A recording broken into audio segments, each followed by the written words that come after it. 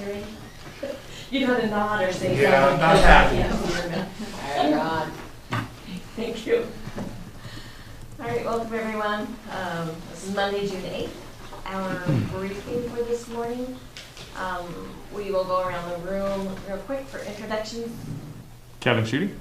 John Twitty. Jennifer Byerly. Peter Town. Randy Netherland. And Sharon Trask. And Frank is far, far away. Not that far away.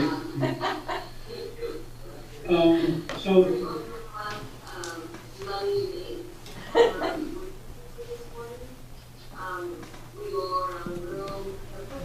Yeah, that's at Frank. It says it's at your place. Wow. hold on. It's like he has a video screen on. Yeah, it's like he's listening to it at the same time. Not that far away. It's A like little bit of a lag. Matrix. Talk about feedback. I switched. Our first wardrobe change of the day. That thing was way too high. I couldn't breathe. So there must be a 15 or 20-second delay from the video conferencing. Yep.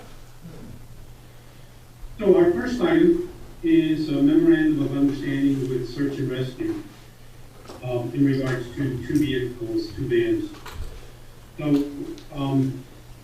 Mason County Search and Rescue has been a function that was under the Sheriff's Office, which has recently formed a 501c3 and organized under that 501c3. The previous search and rescue had two old vans that the county owned. One was a 1995 Ford Econoline, and the other is a 1992 Ford, an old van conversion. And what we would like to do is to donate those to search and rescue so that they can continue using them.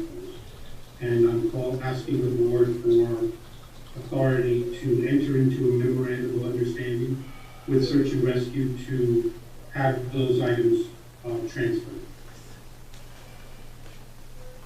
Any questions? No problem. Okay, we're good. We'll move forward with those.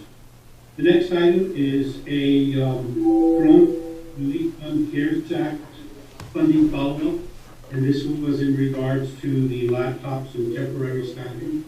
But we have not had an opportunity to pull all of our numbers and haven't taken an inventory of all of the computers that we hope to replace. So we'll be bringing that forward next Monday. And this is a good idea because it'll help people to work from home. Correct. As well as it will beef up the infrastructure that allows us to connect from teleworking back to our servers.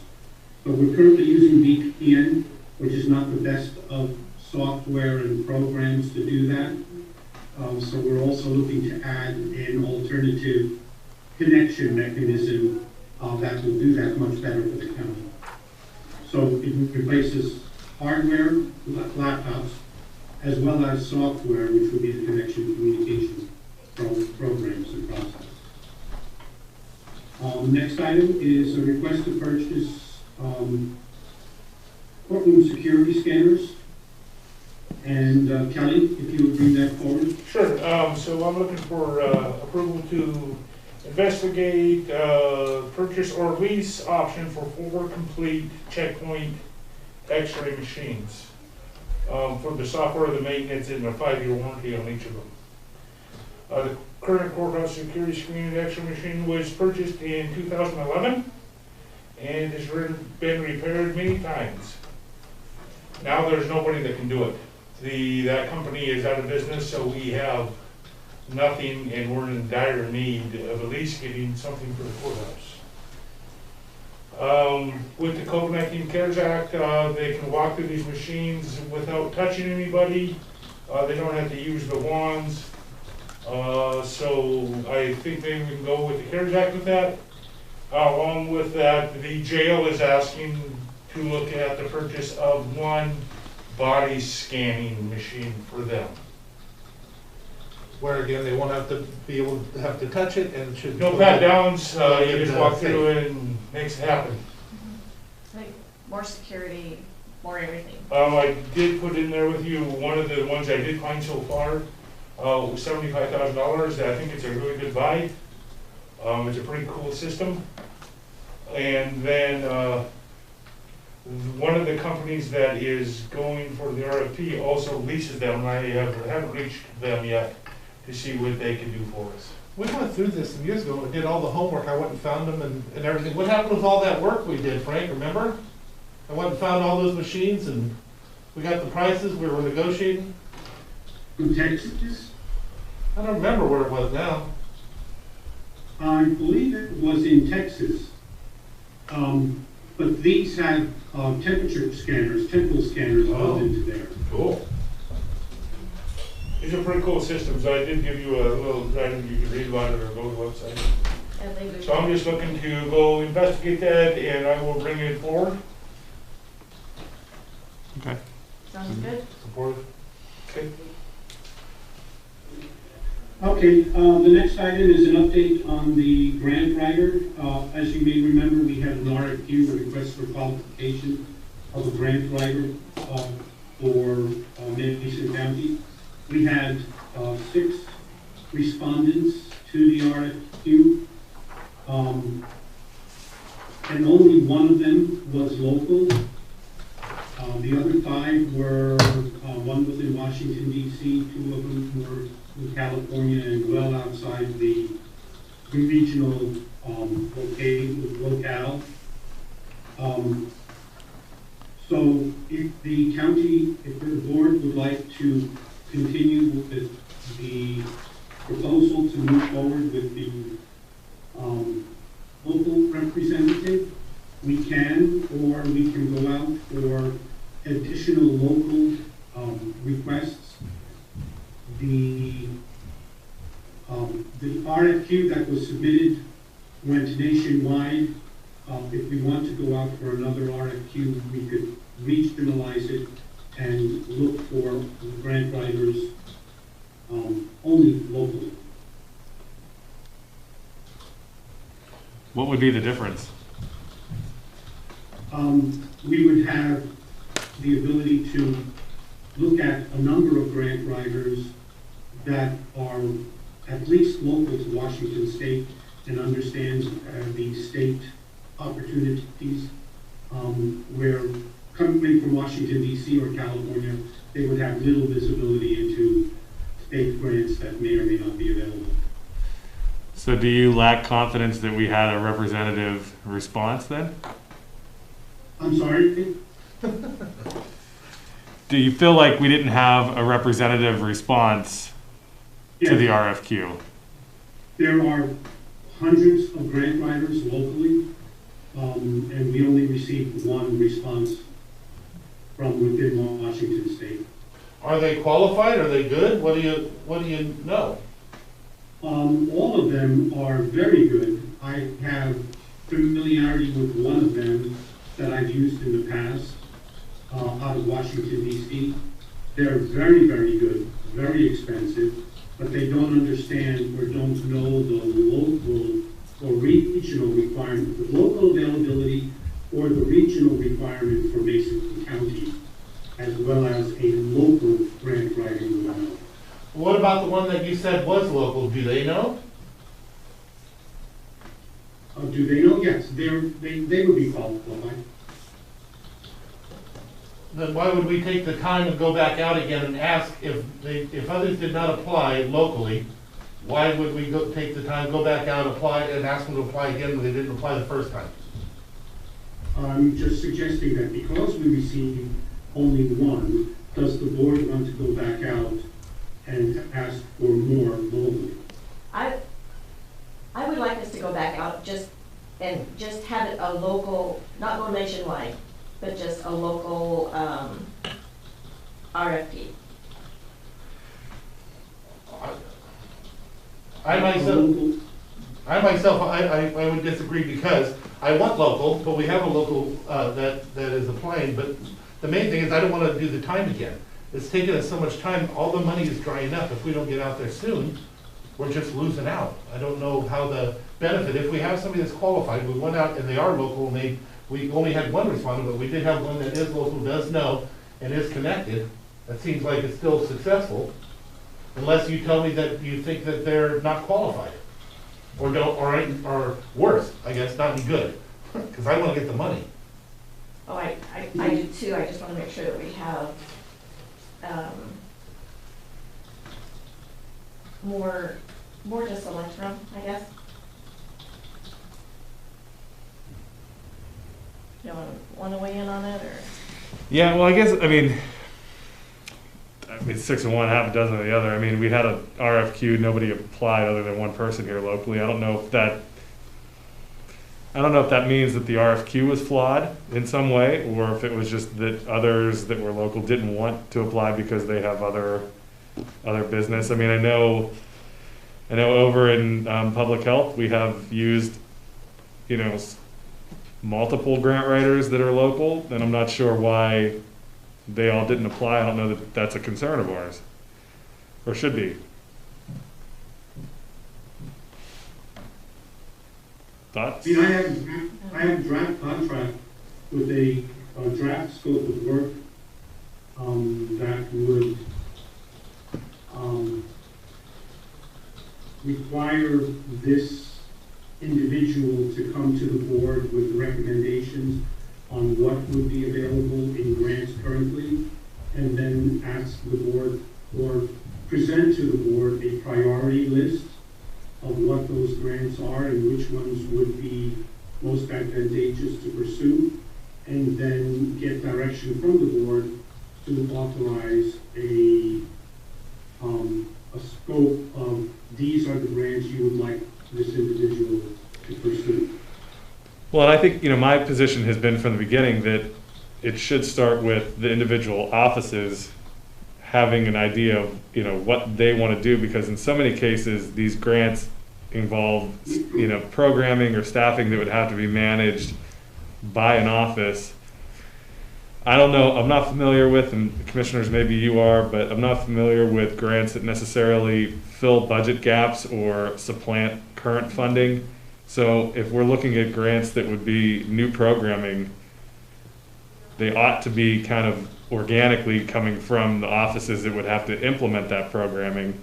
If there's a conversation that we want to have that's around, refinancing debt, I mean, there might be another process there. I'm just not sure what we're trying to achieve that we haven't been able to achieve in the past. I mean, are there grants out there that they're bringing forward? I have solicited information from the departments, and the clerk's office has indicated that there may be some grants available to assist them in doing some scanning and archiving documents out of their office. There are a number of grants through the Department of Justice that the Sheriff's Office would like to pursue. There are a few grants that the Public Health Department that are COVID-related and or opioid-related that they may have an interest in pursuing. So there have been a number of respondents to my request of what grants the departments would like to pursue. But then you also have the opportunity of people that actually are not just looking at their own small area hoping to catch a fish. You have somebody that's going out and looking at all the opportunities, trying to bring them down. Well, we had a grant writer here, she was able to do that. Now, after she was gone, a lot of the stuff she did came to fruition afterwards, but in the hundreds of thousands of dollars. But it was not just them bringing stuff to her, she was going out and bringing stuff to them. Because when you're in that world and you're looking at all this stuff, they're doing their job in the health department. And so they may catch a few, but they're doing their job most of the time, because we don't have grant writers on the staff. The Sheriff's Department, they're doing their job, and they have some stuff that they may see, but having people that are actually working on it makes a difference. That's why I wanted to go out in the first place.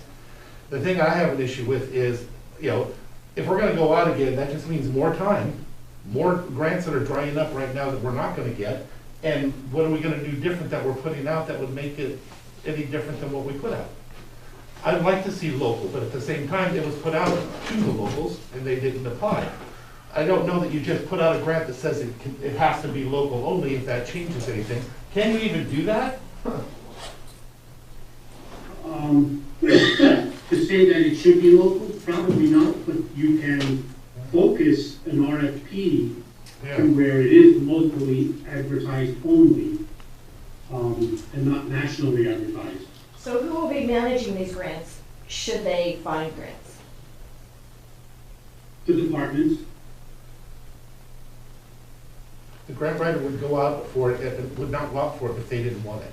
But there's also different things, such as in the construction field where they're not gonna go out without us. They're gonna come, as he said, they come to us and talk to us, and then we decide if we wanna go for those grants, but they'll find them. That's where the benefit comes in. I just know that a lot of the departments are already having a hard time managing the grants that they do have because of their short, you know, they don't have enough personnel. So I don't know.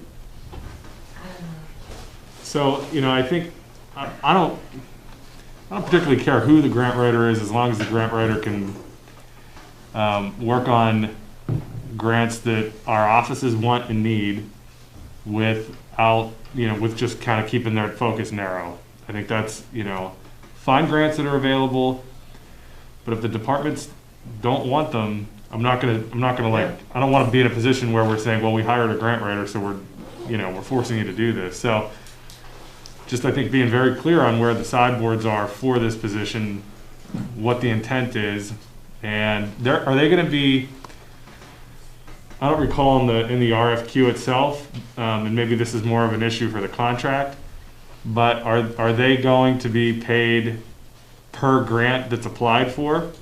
What's the structure? there are two mechanisms. We can either pay on an hourly basis, and that would include some research as to what grants may or may not be available.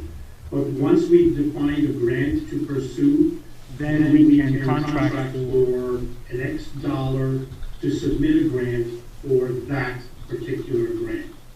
So there would be a combination. While they're doing the research to find grants, or to look at what is available, or to talk to the departments to find out what they may want to pursue, that would be done on an hourly basis. And then once a grant has been put forward and the board has said, okay, let's go for that, we can contract on a $2,500 or a $5,000, depending on the size of the grant and the requirement for the grant application, then enter into a straight flat dollar amount to do the work of submitting the application. But we don't go after any grant that any of the departments don't want. That makes no sense. We only go after the grants that we approve as a commission. And we only approve them as a commission if it's got an actual benefit and somebody got it as a home. It wouldn't make sense just to have them go out with blanket. We've never done anything like that anyway. It's just, you know, if you're gonna go out for money, we wanna know, because we also wanna know what the match is. We wanna know what our requirements and what kind of weight you're gonna put on us by putting a grant on us that we're gonna be held to for 20 years, depending on what it is. But we wouldn't do anything without the department. So Frank, when you talk to the clerk's office, how did they say, so if they get the grant, how do they manage it? Does that make sense? That was one of the difficulties. They would not have the bandwidth nor the technical capacity to manage the grant. I mean, that would generally fall onto our budget and financial analyst position, Jen and Kelly, who are currently managing, so it becomes a bandwidth issue within our department as well, because we already have a number of grants. Dawn has a comment. Another component to this, which when Deb was employed with us previously as the grants and contracts person, was she spent a lot of time writing the contracts and putting the sidebars on and managing the actual contract. So my question would be, would that fall on to my employee who's the contract overseer currently, when our bandwidth within HR is also very limited on extra time for that resource. I wanna, in totality, that was a huge portion of her job, and of writing those scopes of works that fit in with that, and would that be part of this contractual component? Or who would do that piece? Would that fall over the budget? Would that stay within my department? And Well, again, it goes with whoever decides to take it on or whatever the project is, but the main thing is it also pays to manage those grants.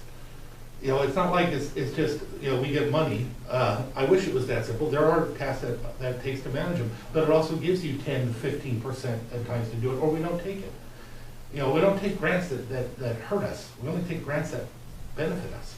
I'm just shocked, I'm sorry, right now, I'm just shocked we'd even have a question of whether or not we want to go out for grants. I don't understand that. And I have no doubt that we want to go out for grants. I'm just worried about the process and how absolutely want to bring more men into Mason County if we can.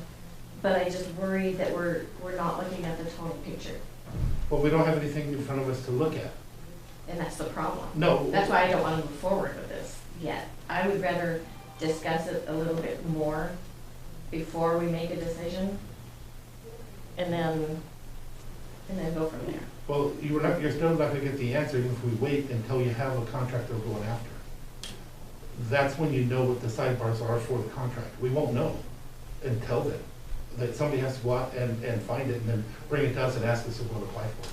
But we have a lot of grants that we're using right now that, I mean, I would like to talk to Kelly and to Public Health and see how overwhelmed they are or underwhelmed they are. Just to see if we're bringing in more grants.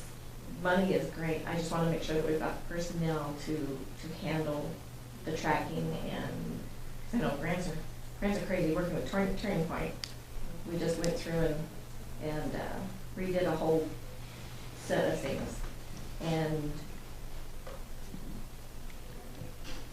so I have concerns. If I may, to answer Dawn's question, if there is a subrecipient under a grant that would require a contract, then yes, that would require somebody to draft a contract. But that can be incorporated into the price of this grant writer's program, and that would be put on to the scope of work of the grant writer and not internally. And so internally, we would only have to review the subrecipient contract that was prepared as part of the grant. And so we would have to have been awarded the grant, and the grant would have incorporated a 10 or 12 or 15% administrative cost to recover. So that could be part of that administrative fee. So, but when it all comes down, the county staff will be responsible to account for and manage ultimately the grant. And again, it would be paid for that as part of the 15% administrative cost. So I'll say this, I don't think, in my mind, this position should get into the contract management side of things at all. I mean, I look at this as very simply, we're hiring, we're doing a contract with someone who has a specific skill set to get us to a goal that we want, which is, you know, applying for and getting a grant. Whatever process is, I mean, I just don't want us to go down this path again where we're paying out for contract management when we want to get, I don't think I want that. I don't want a contract manager, I want a grant writer. And so I think the simpler we keep the contractor's side, the better off we're going to be. It's just pulling down money and then figuring out internally how to do it. And if it doesn't work internally, maybe that's not the right grant. That wouldn't be. And I agree with that 100%. With caveat, if it's a big opportunity, we look at it, we say, you know, this is huge and we want to make something work, that's when we'll look at that option or any other option to see if we wanna keep it, and if we don't, then we don't. We just move on, and if they don't apply, we don't spend that money to apply.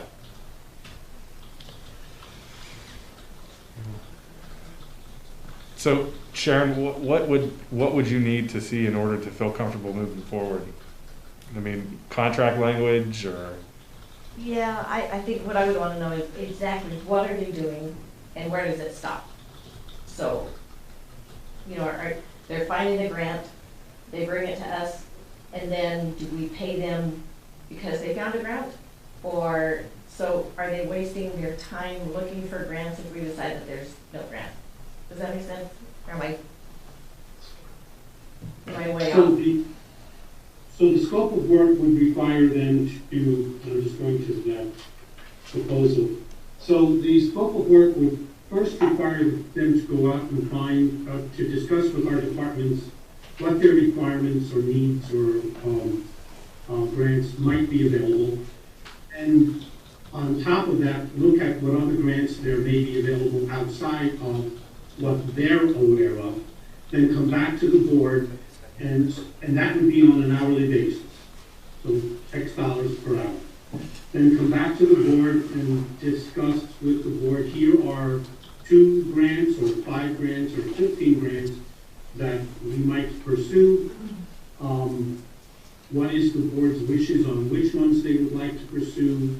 Have each of the departments weigh in and say how they felt about the prioritization of that list of grants, and then have the board make a decision around which grants they would ask the grant writer to pursue, come up with a contract price, and then we would go after that grant.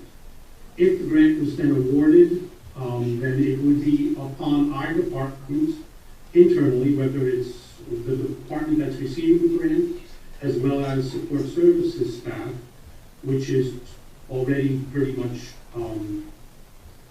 stretched to the max, to write contracts, to write and manage the grant administration.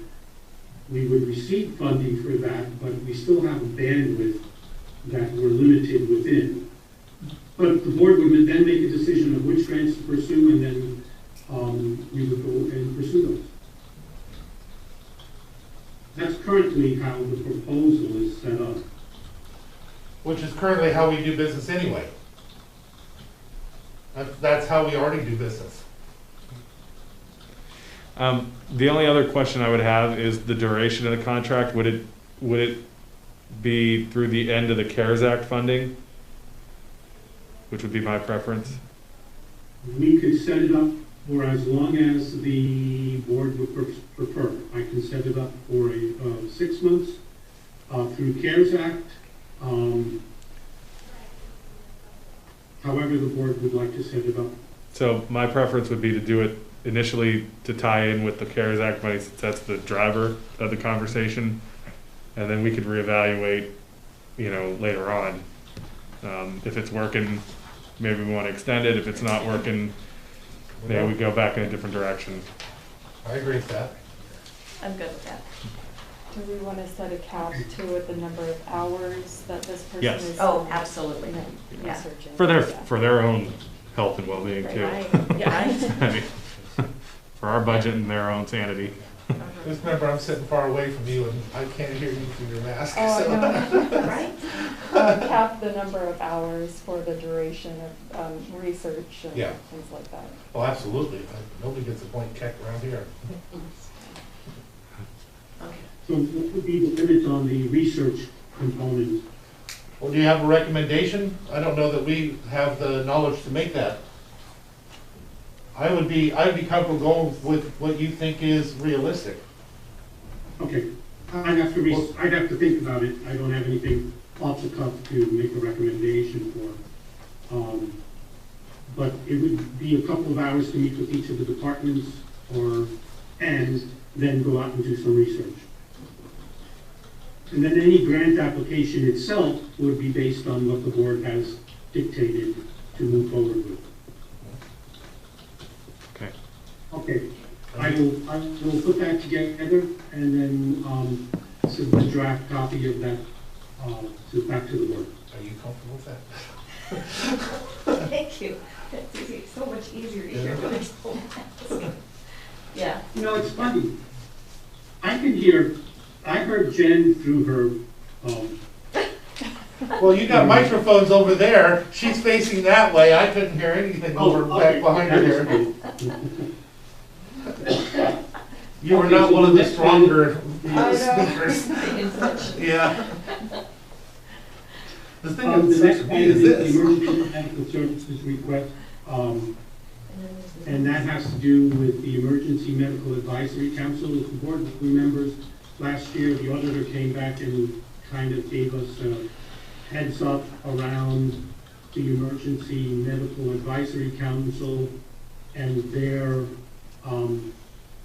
use of revenues and revenue generating and expenditures, and asked the county either to bring them under the responsibility of auditing standards that the county would manage and monitor, or relieve the county of the responsibility of that advisory council. Since then, the advisory council has moved to a 501c3, and they have pulled all of their responsibilities into that 501c3. There is no mandate or requirement that the county have a medical advisory council. And last week, we talked about canceling the resolution that established that advisory council. The board of that advisory council had come back to the Mason County Commissioners Board and asked if one of the board members would like to be on their council. The board last week asked to confer with legal, Tim, about whether or not we should. And his recommendation is that Mason County doesn't participate as a board member on any other 501c3. He recommends that we separate all relationships with that 501c3 to satisfy the auditor in saying that there is no connection of any kind between Mason County and the Emergency Medical Services new organization structure under their 501c3. So the recommendation is not to be a board member and to cancel the old resolution that established that advisory council. Good with me. I'm favorable, that's what I thought was Yeah. the issue. We're good. Good, and we'll move forward with that. And the last item is May financials. Jennifer? Okay, thank you, Frank.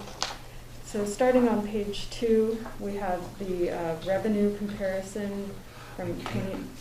Oh.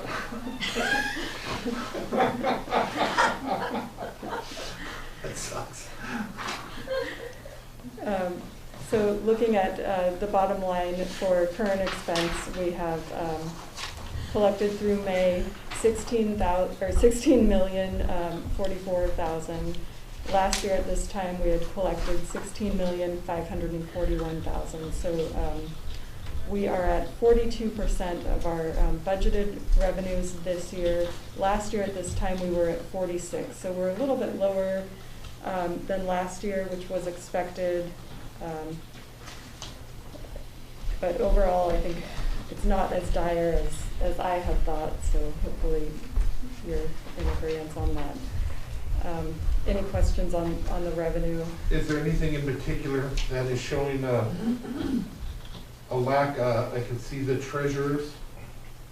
Yeah, so I mean, basically the property tax is lower by it's about a couple $100,000 compared to last year if we include the road diversion property tax. So so that was a big component of that. Do you want to just move on to the treasurer's revenue? Yeah, well, no, I'm going to Okay. make a comment on something else I'm looking at here. So you also have our indirects that's a wash either way. So that's $200,000 right there. That brings us to only a $300,000 difference. Aside from the treasurer, which the treasurer should be you know, we'll eventually get that money, that's how that always works, that not to there. Right. Yeah, I mean, overall, the current expense revenue looks pretty decent through May to me. It's pretty comparable to last year. I mean, we budgeted more revenue than we did last year, so that makes our percentage go down, you know, from what we've collected compared to last year. So, so overall, I mean, things through May are not too alarming. We'll see, you know, through June, but I'm thinking we're going to be able to weather this okay. As long as we're conservative. Yeah. But am I accurate in saying that? So the only real difference right now that's showing the negative for us is about 300,000 through May? Or that's up to May or through May? Through May. So through May? Through the end of May, yes. Yeah, I mean, it looks pretty comparable everywhere else. Yeah. There isn't anything that's really jumping out. I mean, we've got, you know, community development, their revenue is higher, you know, than last year at this time. Yes, 300. So So that's good. I'm just trying to, for us to keep an idea of what we're, our loss, what we're gonna have to make up, or if we even have to make up. And now the indirect, that's, it's fair to say that's a wash, that gets paid one way or the other, no matter what. So the Right. number that's in there is gonna be zeroed at the end. Yes. Okay. Yeah, or very close to. Yeah. So, yeah. Okay.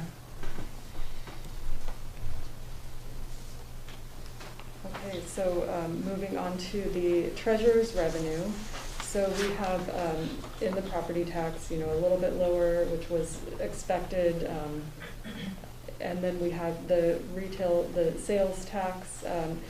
The sales tax is for the month of May, which is actually collected in March by the businesses, submitted to DOR in April and then submitted to us in May. We're 8% lower at this time last year, or for the month of May than we were for the month of May in 2019. So I expected it to be lower than that even. And actually, if you, and I'm jumping ahead to the 6-year comparison, but we've actually collected more sales tax through May of this year, so January through May, than we did at this time last year, January through May. So anyway, that's... So this next month is gonna be the big one. But even if it does, we're also gonna have it increase from whatever this next month is in June, because we're coming back and we're working. So just trying to extrapolate out what we think, kind of early to be able to determine what we think the actual end line will be, but the chances of it being above even 5% or maybe 8% of the total is pretty low. If we're at 8% of that month, and we already had months coming up into it, and we're actually have more income than we had originally budgeted. Yeah, I mean, it'll just depend. I mean, I would actually expect for the sales tax collected in June to be lower, but I do. yeah, lower than May's for, you know, March, and then what's collected in April. But I mean, there were a lot of people at home buying instead of, you know, going to Thurston and buying. So Right. Post office said that they were busier than Christmas. So. yeah, so I mean, I really don't think we're going to be hit that hard. And that's what I'm getting the assessment, because yeah, January, February, that went well. There's a small decline in March, and there'll be a larger decline, I would guess, in June. And then that decline, you know, we might see 12% in June. And then come July, back down to maybe 5 or 6%, and then...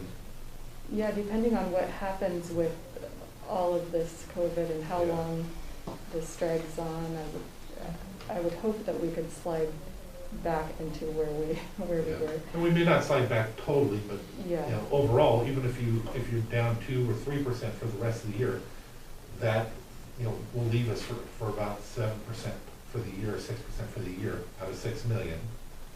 So, you know, just keeping track of all the numbers for our end result, because that's what we're going to have to deal with here shortly. Yeah. So overall, in the treasurer's revenue, we're at 44% of our budget, so we've collected 11,710,000 or 711,000. Compared to last year, we were at 12,289,000. So we were at 50% of our budgeted revenue last year. So so that's where we're hit the hardest. Really, is in the treasurers, of course. Majority of That'll it. be interesting to see the liquor and beer tax. Yeah, and I mean, you know, eventually, like you said, we'll get our property taxes. I mean, so any other questions on this, on the treasurer's revenue or comments? Okay. So moving on to the current expenditures on page 5, we have spent $14,415,000 at the end of May. At this time last year, we had spent $13,311,000. So we're at 38% of our budgeted expenditures and 37% compared to 37% last year. And again, a large portion of that is our transfers out to other funds. We did our current expense transfer to IT, which is like 400 and some thousand. So that was done at this time last year where, this year, where at this time last year we had not made that transfer out yet. So that's a big portion of that difference. And then, you know, of course, we've had a little bit higher expenditures, I think, in current expense due to, you know, the 5% extra pay and for working in the office or from your place of business, and then a little bit higher expenditures so far due to the COVID stuff, and I mean, that is not a huge portion of that, but it all adds up. So any questions on the expense side before we move on? That pretty much accounts for that little 1% difference. There's something there. Those defense too is pretty high compared to last year. Oh wait, no, it's not. Never mind, moving right along. Okay. So on the 6-year comparison, so again, the DCD, the revenue is, you know, this time through May, we're at 877,000. Last year was 772,000. So, so things are looking good there. And one of the things on here, I mean, that's their total revenue, and so I think if you're in agreement, I'll just put their collections for their permits on here instead of everything, just so it doesn't. Kind of gives a better skew the idea. numbers. Yeah. Because I know with the COVID now, the nurses and the health department's been very busy, and Yeah. That would be cool. I'd like to see that. I'd be Yeah. curious to find out why detention and correction is going back up, which is a good thing. I'm just curious what's making that difference Okay. for I'll the look next at that. meeting. And then, you know, our property taxes, again, are down slightly as expected. All of the taxes are up through this time last year, down for the month, but again, through this month, they're up. And the lodging taxes down to 138,000, which was, again, very expected. This time last year, 162,000. And then the REIT is slightly down at 422,000. Last year it was 456,000, but we're, you know, right in there with, you know, 2018, and we're higher than the prior 3 years. And what did we budget for REIT? Do you remember? For REIT, I'll take a look at that. I don't remember off the top of my head. Because we still have REIT projects that are out there. Although we're being able to do some of it with the COVID money, so. And then the sales tax recap on page 7. So again, we've collected 2.4 million through this month, through May. At this time last year, we were at about 2.2 something. So if we were to go on collecting at the same rate as last year, we would collect about 6.6 million. But again, you know, I don't think that's going to happen. But you know, we will probably hit our $6 million figure, so. Well, if we do, that means we're not negative. If we actually Yeah. hit that, that gives us 600,000, but I think next month is gonna be.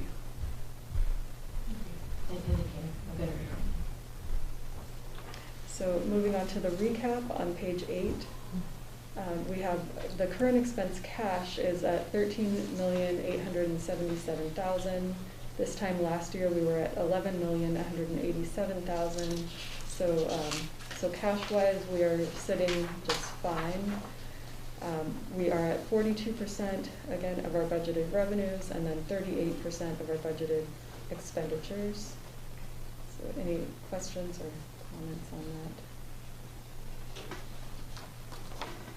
Oh, okay. And moving on to our special fund and other fund cash balances. Everything is up from the prior 6 years, or not everything, but overall we're up at $32,530,000 for our other funds. Last year at this time we were at $30,619,000. And then our last page, we have, but any questions on that before we move on? Our last page of this packet, we have the ER&R and motor pool budget actual expenditures for current expense and health. So for our budget, we have $632,000, or I'm sorry, including health, we have $658,000. So far, we have spent $157,000. That's 24% of our total budget, and then there's a recap of what those expenses were at the bottom there. So any questions on that so far? So this doesn't reflect any capital? Is that where we'll make up the difference? Yeah, so the capital, so far we've bought $86,710 worth of capital upfit. So yeah, we'll make up some of that difference in that capital line. And Frank and I and Kelly Frazier will be coming back with a request for vehicles soon, before we start the whole budget process. So sometime this month, maybe as soon as next week or the week after, I'm not sure which. But, We have a meeting to discuss with Enterprise the status. We will be coming back with what the delivery schedule will be for this year, what the capital needs will be for the upfit component, as well as a proposal for the permit for light for budgeting purposes.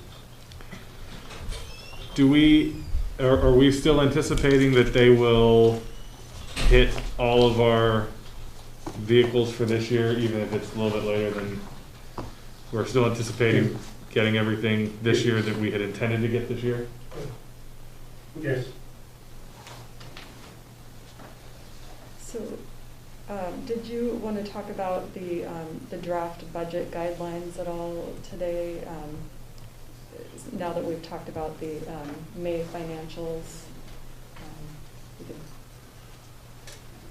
I'm still where I think I was, where we were the last time, looking at, just because we still don't know, because I still think we're going to absorb stuff this year. Looking at status quo budget with no increase. so you're thinking That's my bottom opinion line. at this point. I did talk to one of our neighboring counties who they had said they were going to do that. At this point in time, they're looking at doing, just as you're saying, is like a status quo budget, absorbing at the bottom line level for each of the departments. But they had not recovered from their 2008 financial crisis as of yet, where we have, and Yeah. so Well, what are they waiting on? I don't know exactly, but I feel like we're in a little bit of a better financial position than maybe they are, and I'm not going to rat out who they are, but. Well, see, I'm hoping that if we go this route, I'm hoping that we decide as a commission, because right now, that's where I think we're gonna be. I think we have enough to absorb it. I think we'll be okay, but I don't want to say that too early now, because we don't know. We still don't know. Yeah. Yeah, I'm hoping that in the end, if we have a status quo budget with no absorbing of the different costs of living, that at the end, we may decide to eat the rest of it and eat down out of our ending fund and allow them still to be able to move forward with the raises. And this way, don't, because even if we do that, they may have to lay off one or two persons. It just, some of these departments don't have that much to work with on the other side, because you have your wages and you have your maintenance operation. Some of them don't have a lot over the years to take away from their maintenance operation to absorb. Yeah, that would be, my recommendation at this point would be to do a status quo of 2020's budget with contractual increases that have been. So you're thinking we should go for the contractual increases now, or keep it at status quo now? I'm thinking the ones that are already in place, per the signed agreements, that they be added into the budget, instead of doing the bottom line totals and asking departments to absorb those amounts. That would be my recommendation, but again, it's up to you. That's a little bit of an aggressive approach, I feel, at this point in time, but the fact that we are doing okay cash-wise, I just feel like it's a lot to ask departments to absorb those amounts after you give them the dollar amounts, when a lot of those departments don't have any room, like you said, to cut in operations besides, cutting a body. So my question is, can you remind me when we were wanting to get guidelines out? July 1st is when the auditor is sending out their budget request. Well, that doesn't give us a whole lot of time to review June's financial statements, does it?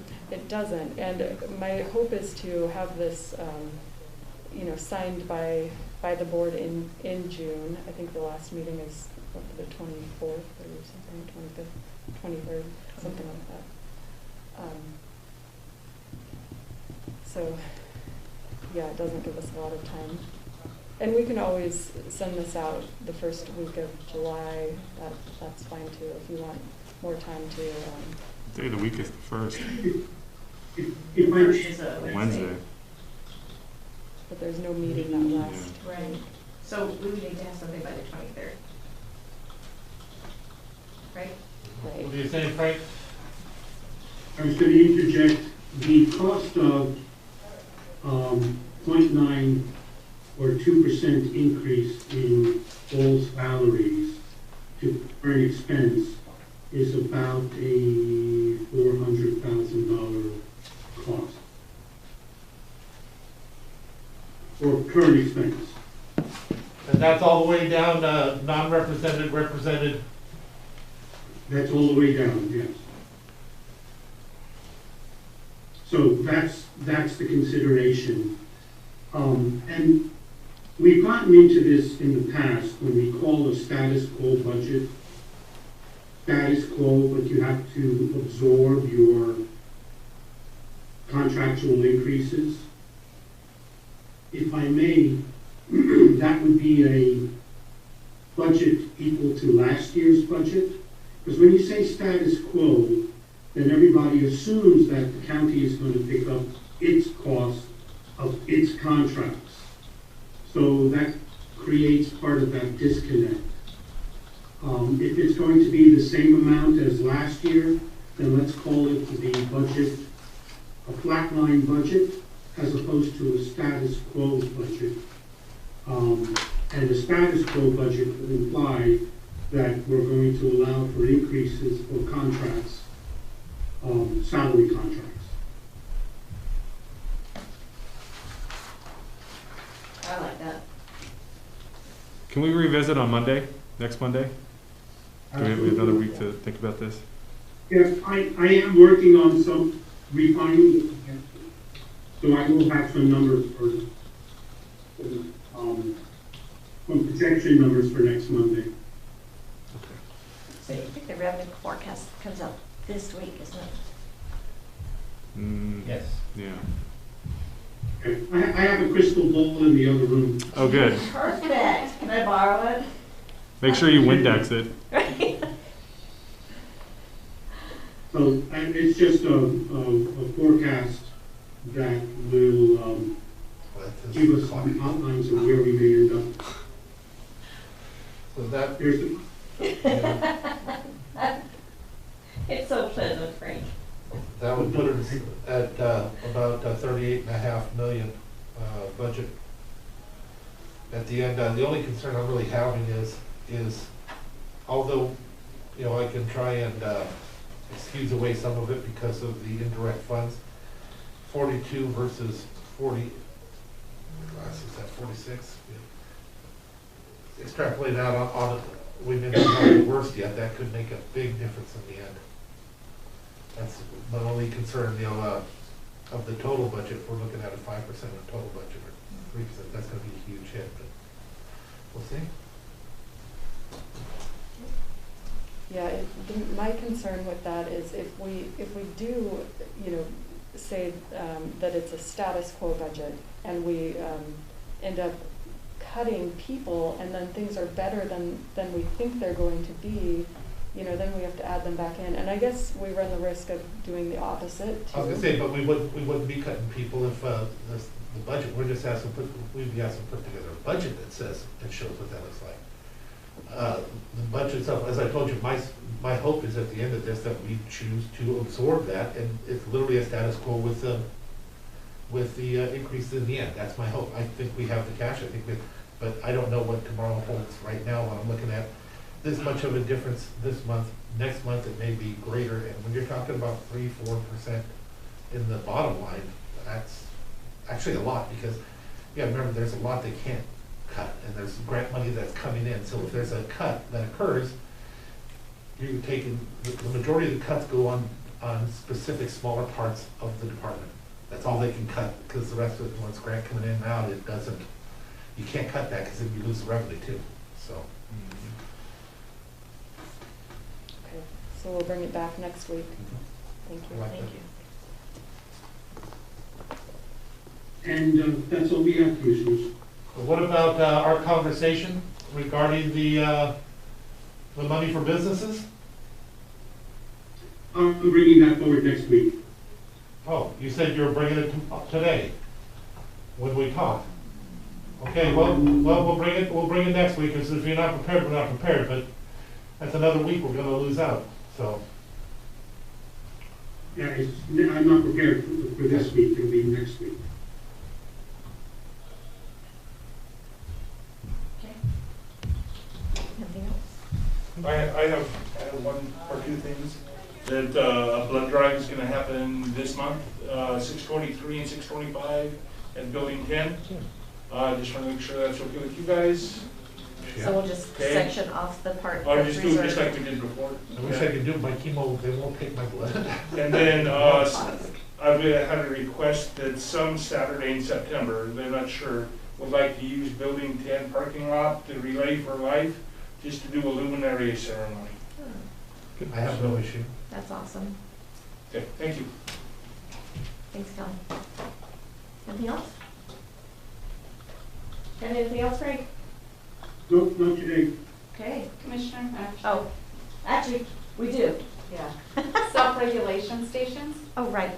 Part of LNI's and ADA and CDC's, all these different regulatory people are trying to stop the COVID from happening in the employer workplace. And one thing that's suggested from LNI is to have a COVID site supervisor and somebody who takes your temperature and records it and all that. So what I've worked with our third-party administrator, who is called Stop Claims. We have a contract with them, and their job is to help us stop claims.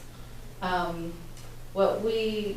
talked a lot with Commissioner Trask, also with Dave and Dr. Stein and Ross, about rather than having a site supervisor just having our safety committee that we already have talk about safety issues around the COVID and have that be our mechanism for sites.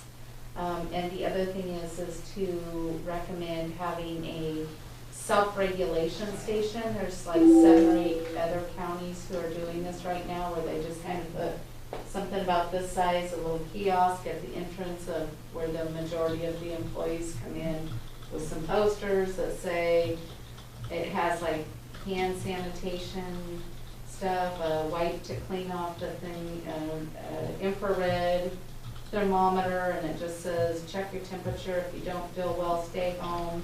If you have a temperature, go home. But it's up to the employee. Nobody's policing it, and it's there for their use and their benefit.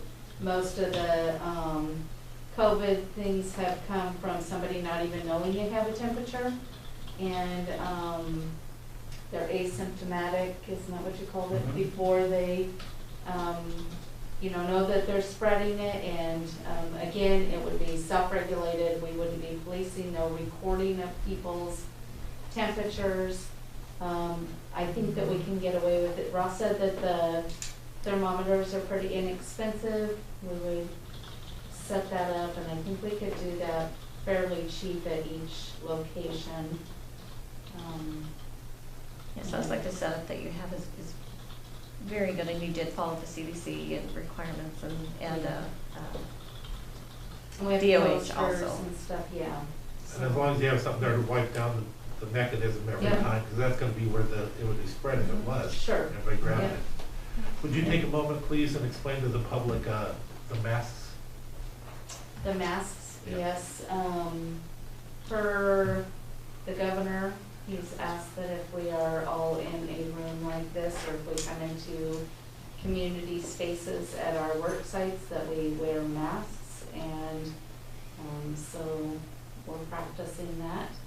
And if you do have health conditions, Yes. and on that note, and if you do Just have glad it's health, not me, that's all, when that happens. if you do have health conditions that prohibit you from wearing masks, we're working with L&I right, on that ADA, part. right, L&I, I think is still working on the requirements, so there's still the ADA requirements. There's also, it's a little difficult for folks that are, that read lips, Mhm. so, We're developing a request for accommodation Right. form that would be completed. And what most, I'm in the group, the risk pool group that is, 26 counties, and I work with kind of a HR group within that. And most places are saying if this person's had FMLA or other related issues, that they're not requiring their employee to go get a new doctor certification. But if all of a sudden this employee is coming up with this newly diagnosed concern and can't wear one, that they are asking for them to provide the information to say you're requesting for an accommodation and granting that pretty much based on that process. So we're working through those forms to make sure that we're meeting the ADA and L&I requirements on that. I don't want to just throw something out there with that because that's, an ADA non-compliance can go up to EEOC, and we don't want those kind of charges or claims. What do we do right now, currently though? Because like mine, I'm telling you, I'm having a hard time with this for my asthma and stuff, so. if, this is just my personal opinion, I don't want to see people passing out. Yeah. I went to the doctor's office, when they checked me in, I was at 99%. I sat down in the waiting room and could feel myself just, so anyway, so I take it off, put it on, take it off, put it on. My oxygen dropped No. by the time I got to the exam room to No, 88. it's a medical So condition. it is, Put it in writing. I don't want people passing out. Mhm. Okay, all right. The brain, getting oxygen to your brain is kind of important. So, And also, There you if go. you have a nose the size of mine, it keeps the mask away no matter how much you bend it. And good luck with those glasses, I'll tell you. I was laughing at him earlier, and then I come and put mine on, I couldn't see nothing. There's a I have lesson a in that. generic- Yeah, don't laugh. I have a generic form right now that I've been given from our stock claims that people can sign that says I attest I have all of this stuff until we can get the other portion signed in. But as long as it's required, that's why we're doing it, it's, Yes. and, you know, just want the public to know, it's not that anything bad has happened, it isn't that, you know, any political, or it is literally, this is the request now from the governor, it did, that request Effective today. did not exist before that, it was effective June 8th, so.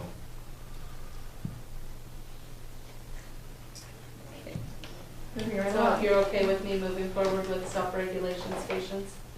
I think it's great. Okay. Where, I have a whole bunch of the canned goods I need to get, where's that located, your You machine? can bring it over to HR.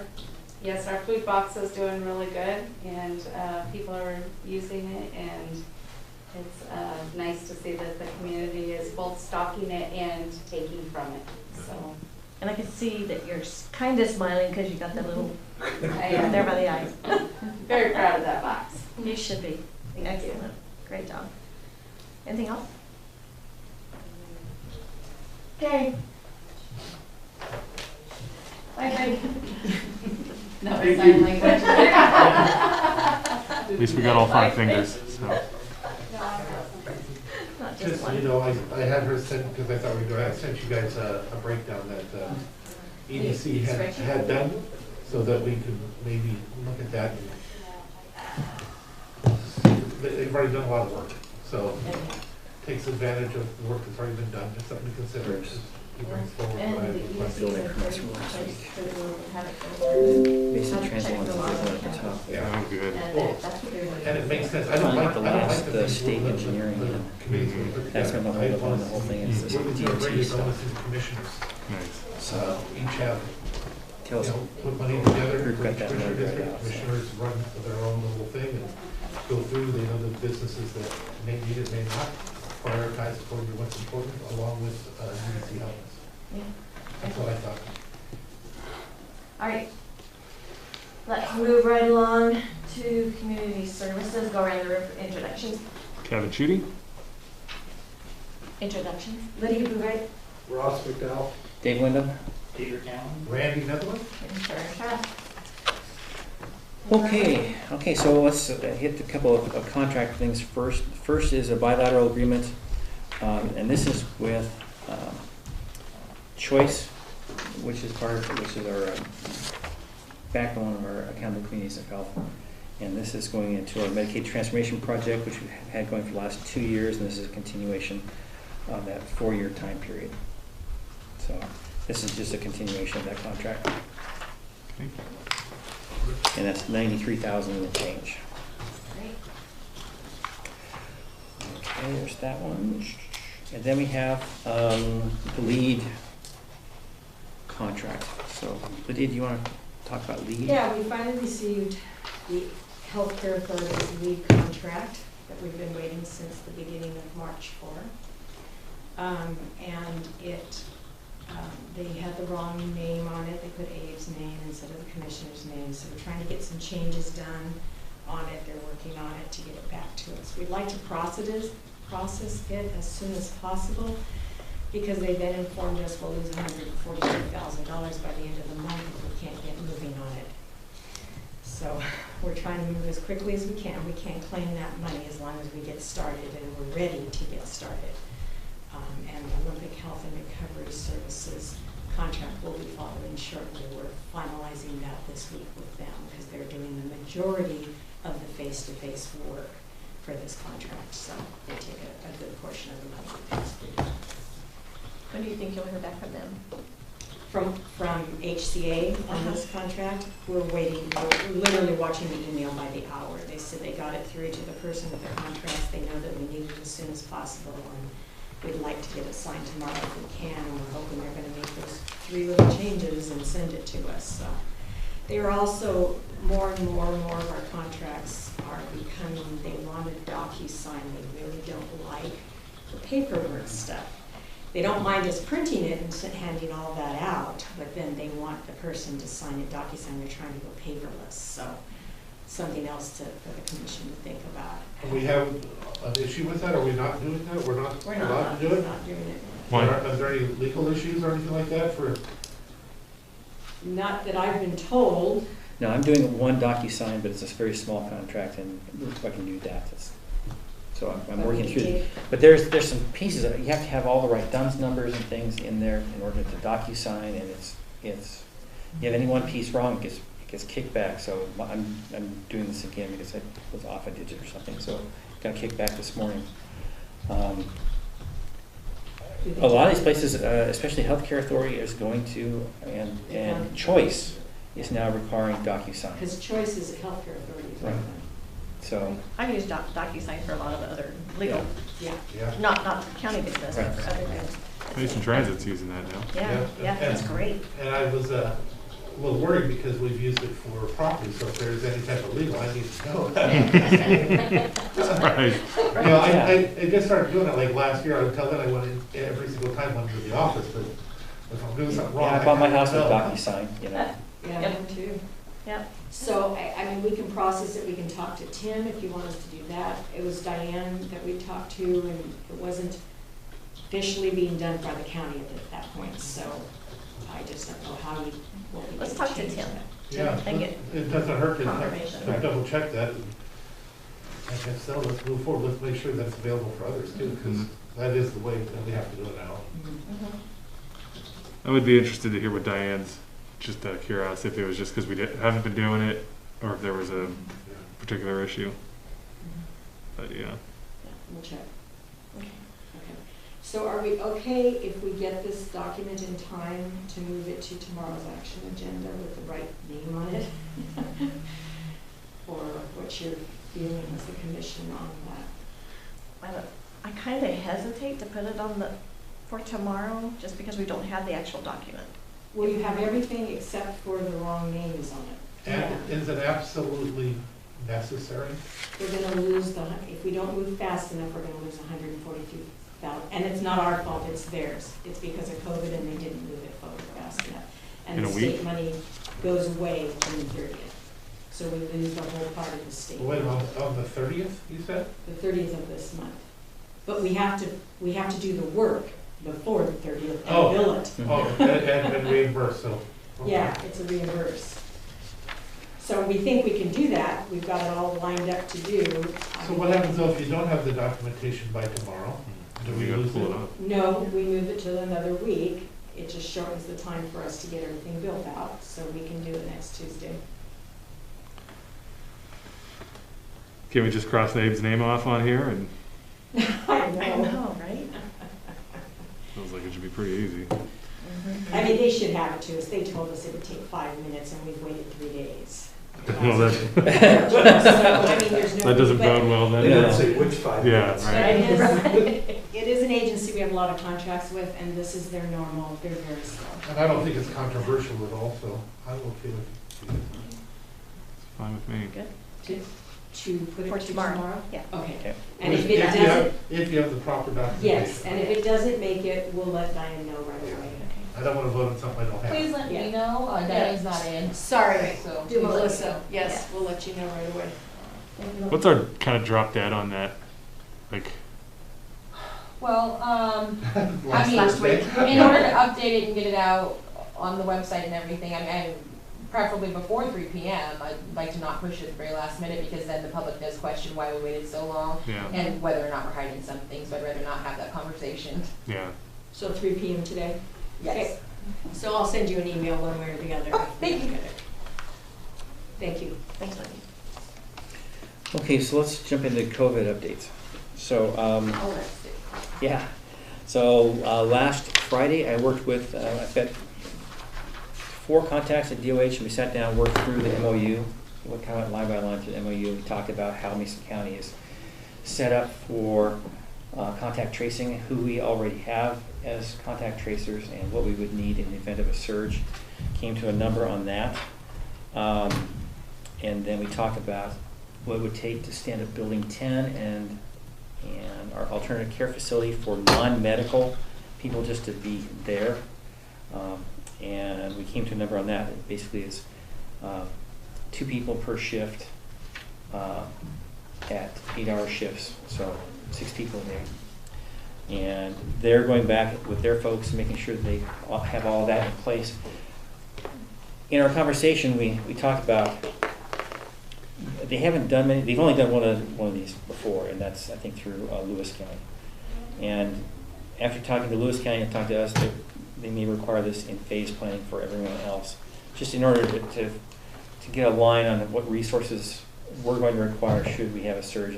And I just want to make sure that we're at the head of that line on this surge planning, so in case something doesn't fall. Follows more of their guidelines too. Right.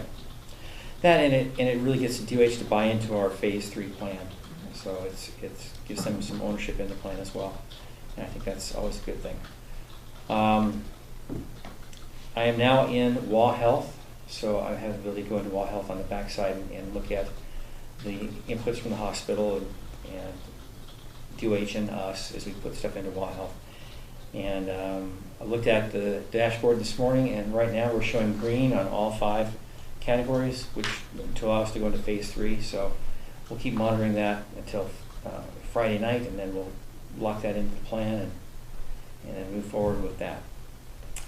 So with that said, let's talk about the plan and moving from here into phase 3 and how we want to go about it. So I sent out an email last week talking about some thoughts we had. The recommendations from the area command and from staff were to pick a date. So the soonest we can go is the 13th. And John Weisman was very clear. He wants to see no board actions before the 13th. He wants full 21 days of data in the system before the Board of Health or the Board of County Commissioners votes on it. So that really puts us to a special Board of Health meeting on the 15th and probably a 16th meeting of the Board of County Commissioners to approve. So again, it's the same as last time, in that we needed a letter from Dr. Stein, a letter from the hospital, Board of Health approval, and county approval. So we can get those things done and sent. And the hospitals too. Right. Yeah, hospitals too, right. So there's four pieces to it. We could probably send those out to DOH on the 16th. Not knowing when that's going to come back to us. So John said it could be 3 or 4 days. And I think he also, it is taking more time. Right. They're not just getting it and moving automatically. Right. So, so June 16th, we could have an answer on June 20th, which that's a Saturday. So what staff had recommended was a go-live date on June 22nd, which is a Monday morning. That gives us a chance to start a media push on the 17th that would go through the 22nd to make sure that we hit all those points that didn't get hit as well last time. And it also gives us a time between now and when we lock this thing down on Friday for Dr. Stein. We met with Dr. Stein's staff last week, and we went through the phase 3 sections of high-risk populations, recreation, gatherings, non-religious, travel, business employers. And we had some questions around from the health officer around weddings, venue guidance. We're going to look at that this week. We still have for phase 3, the only thing we have is out right now is recreational. So all the other pieces of phase 3, which we can't have anybody move into until we get that guidance from the state, and it's not been published yet. John expected it to be published by last Friday. It didn't, so it should happen this week.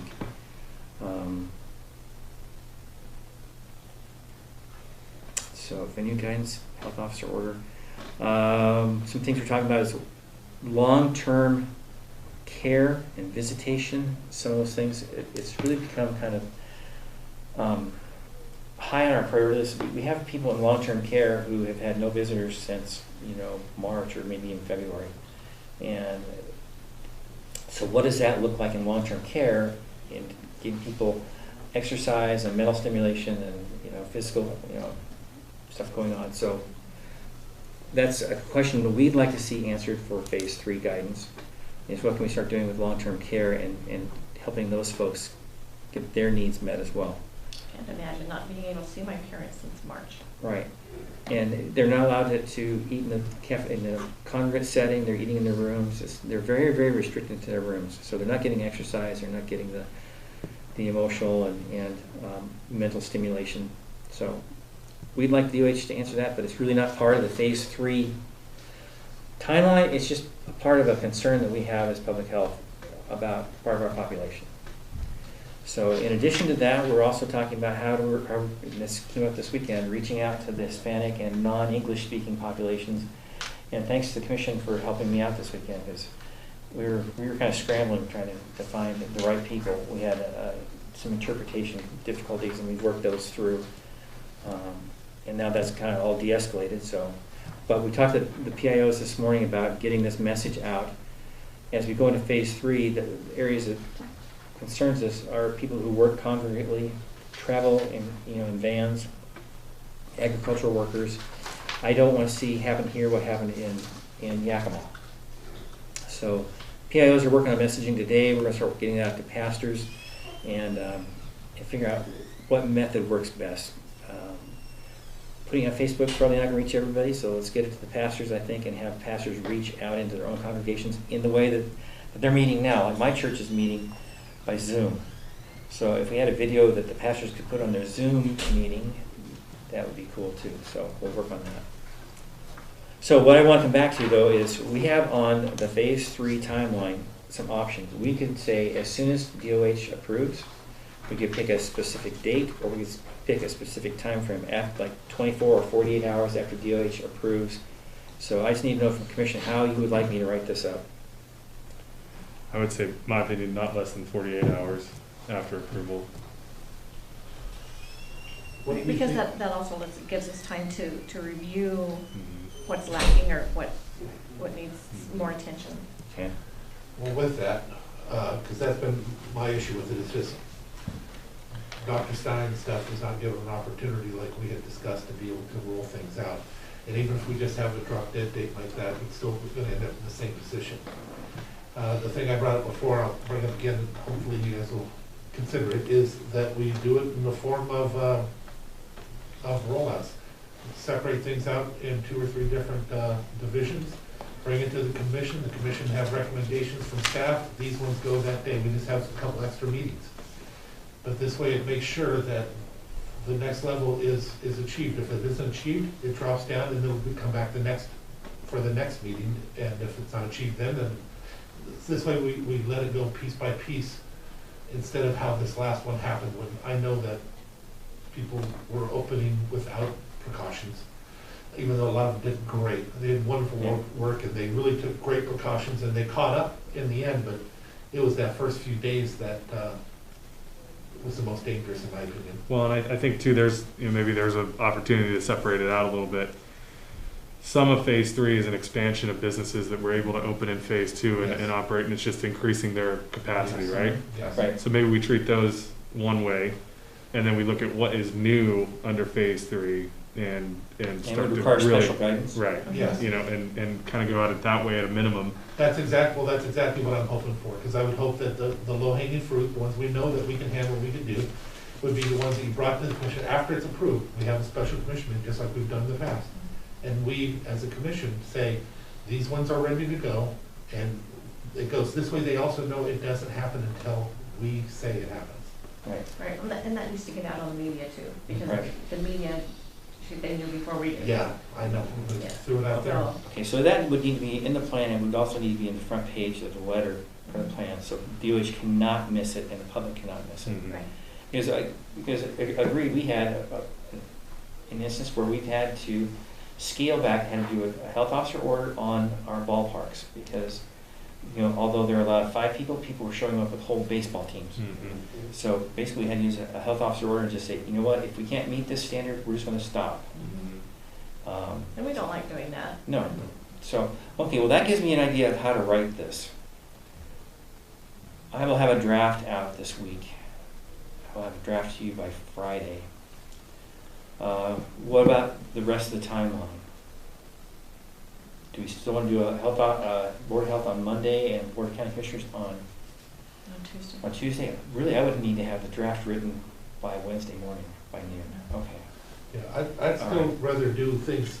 I'd still rather do things as fast as we can. I would rather not wait things out But at the same time, as long as we're making the decisions of what gets rolled out, then Okay. I don't think we have to wait. So I would maybe offer this as an alternative. Do both Board of Health and our commission meeting on Tuesday. Okay, That way that gives us Monday and briefings to review everything one more time before, okay, and then we're not any worse off time-wise. okay.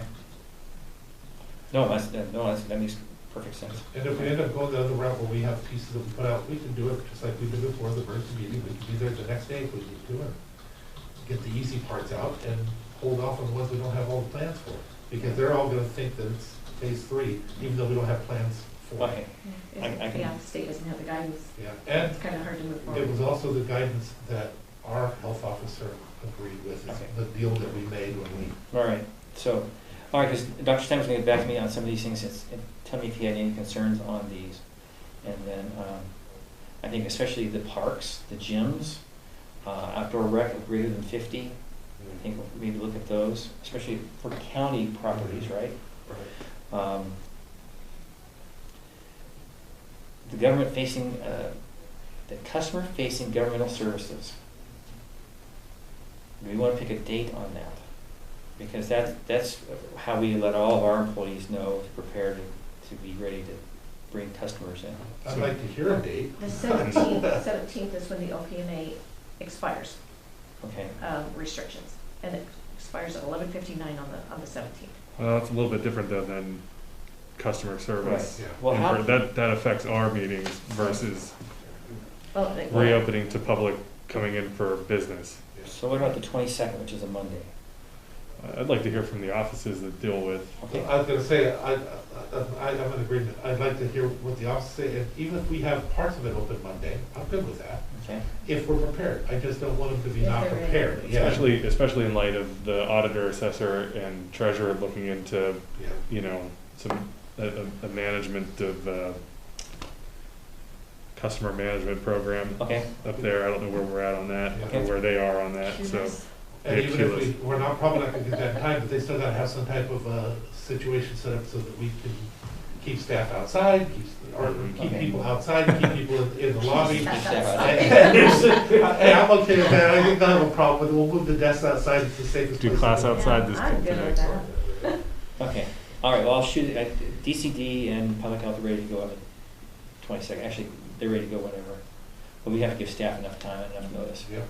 So, okay, I will reach out to the other folks. Perhaps we can start telling everybody though that, our goal is the 22nd for opening and let them start that process now. Even if we don't get approved, so if we don't get approved, they don't know, but at least they'll be prepared, and we'll give them more time than just wait the last minute. That's kind of what I did with the baseball teams, because they were all looking at, do we cancel completely? I said, well, this is what we're looking, but here also, because luckily enough, we did have the state's, the DOH's guidelines. Here's the guidelines you gotta follow. So they understand the rules of, if this does happen, this is when you do have to still have the 50 people in the max. And that's per field, 50 per field. So basically, it's just the teams, no spectators. Yeah. Well, not at 50 per field. Really, yeah. Not at 50 per field, that's, Yeah, How many kids are on each team? 15, 10? Some of them. Should we look at having a conversation about limiting how many fields are available at a time? That one area there, and I'm thinking North Mason, I'd love to have North Mason open, I really do, but again, safety-wise, A common area? yeah, they got an area that they all share. Yeah. And so you put 50 per field and you give 20 parents that are out there on each one, that could be. There's gonna be, Yeah. there's gonna be congregating, and so, Yeah. I mean, what, And then there's if you have, concessions too. how many fields do we have at Sand Hill? 7. So that's 350 7 there and people 7. potentially, 7 at both, yeah. you know? 7 at both. The one nice thing about Sand Hill, though, they're spread out really well. Yeah, Except for well, 4. I was gonna say, Except they're for spread four. out if they're there, but if they're coming to do something in the middle, or when they show Yeah. up, they all go to that one area first. Yeah. Perhaps, this is one of those ones that we're talking about, let's put together our own specific proposal on how we want it done, and that's what we release when we release it. Right. And if we don't have it yet, then they have to wait another week or whatever until we have it, because we, you know, on that one there, I know we'll have a lot of elderly people there. I know that because I go over the years, that's why we put in the handicap, because literally there was a lot of them. And they want to see the grandkids, they want to, and so they will go. I don't want to put them in danger just because we're all in a hurry. And I've talked to So some of the public, coaches. hey, public, I want it to open, I just don't want anybody to get hurt in the process. I've talked to some of the coaches and the people that run like North Mason Little I was League guessing do stuff in and the coaches that, Yeah, they're good about it. They understand what's going on, so they're pretty good. Okay, I just got in from John some clarity on going from phase 2 to phase 3. He says all the templates, guidance documents from phase 2 carry on into phase 3. And then there will be John Weisman. from John Weisman, Secretary of Health. So those will continue. There will be new guidance that is specific to certain industries. And he's just sent a template. He says for those industries or businesses that don't fall under specific guidelines, here's a template that you can just fill out and have in your business in order to meet the state guidelines for every business.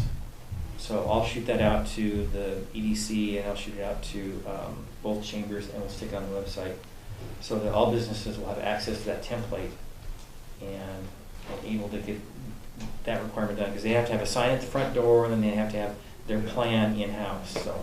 And you can put that on the website too. Yeah. Yep. So far going around, at least in North Mason, they're really working hard to comply. They Yeah. really are. I'm really happy with them, proud of them. Right. Even the way they do their, I've seen. yeah, their haircuts and everything, they've got it down.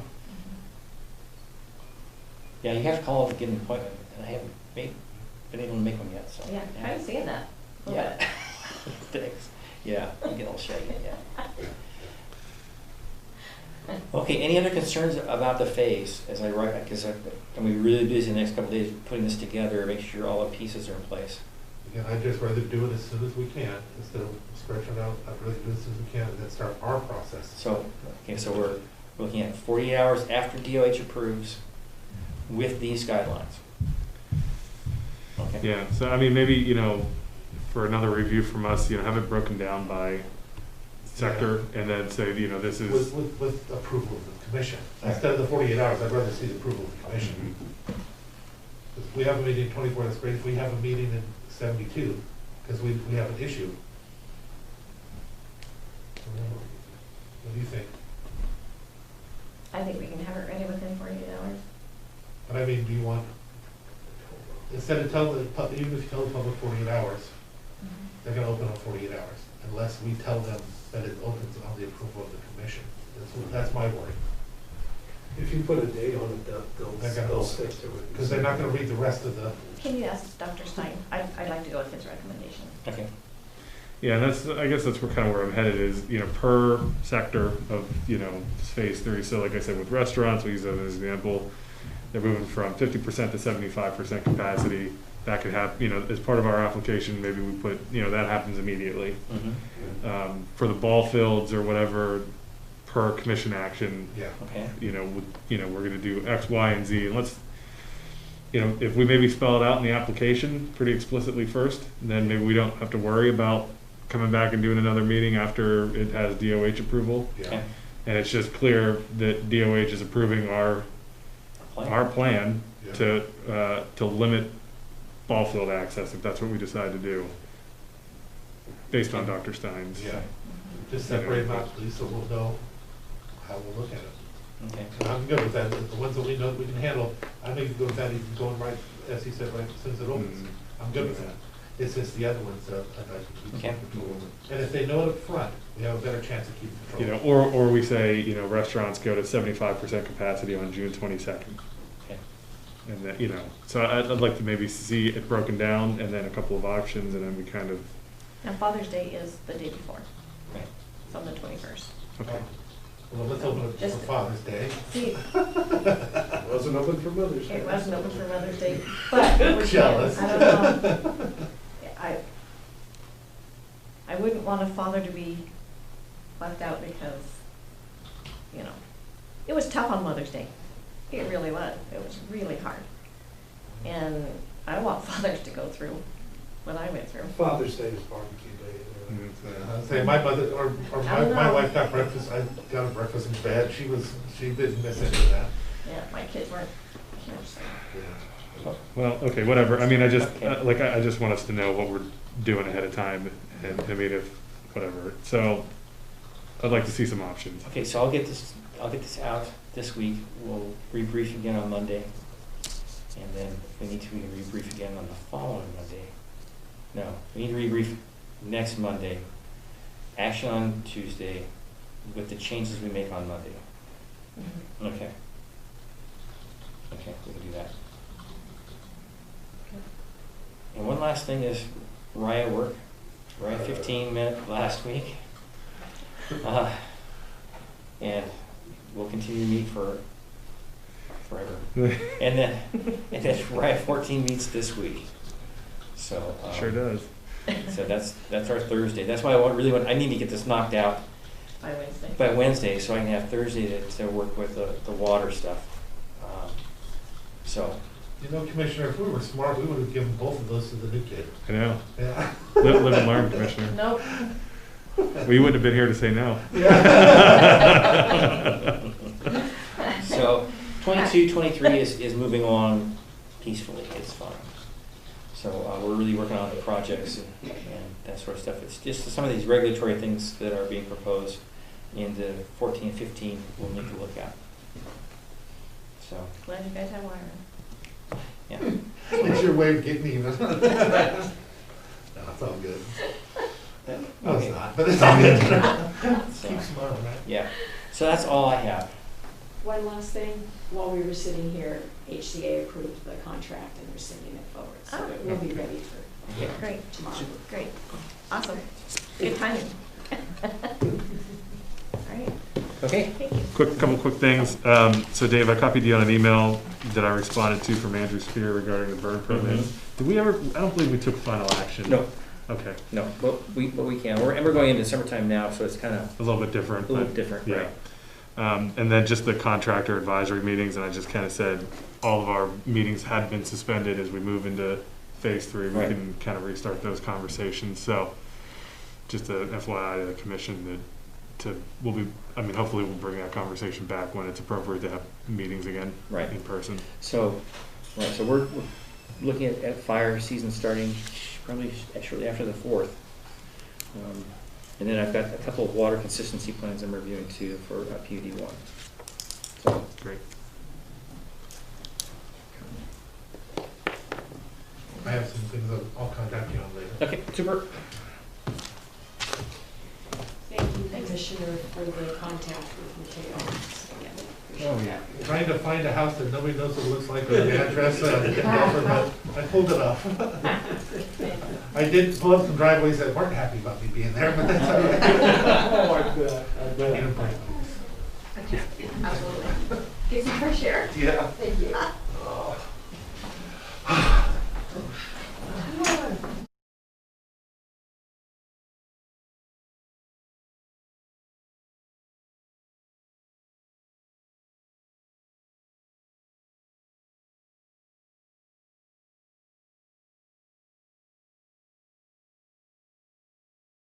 All right.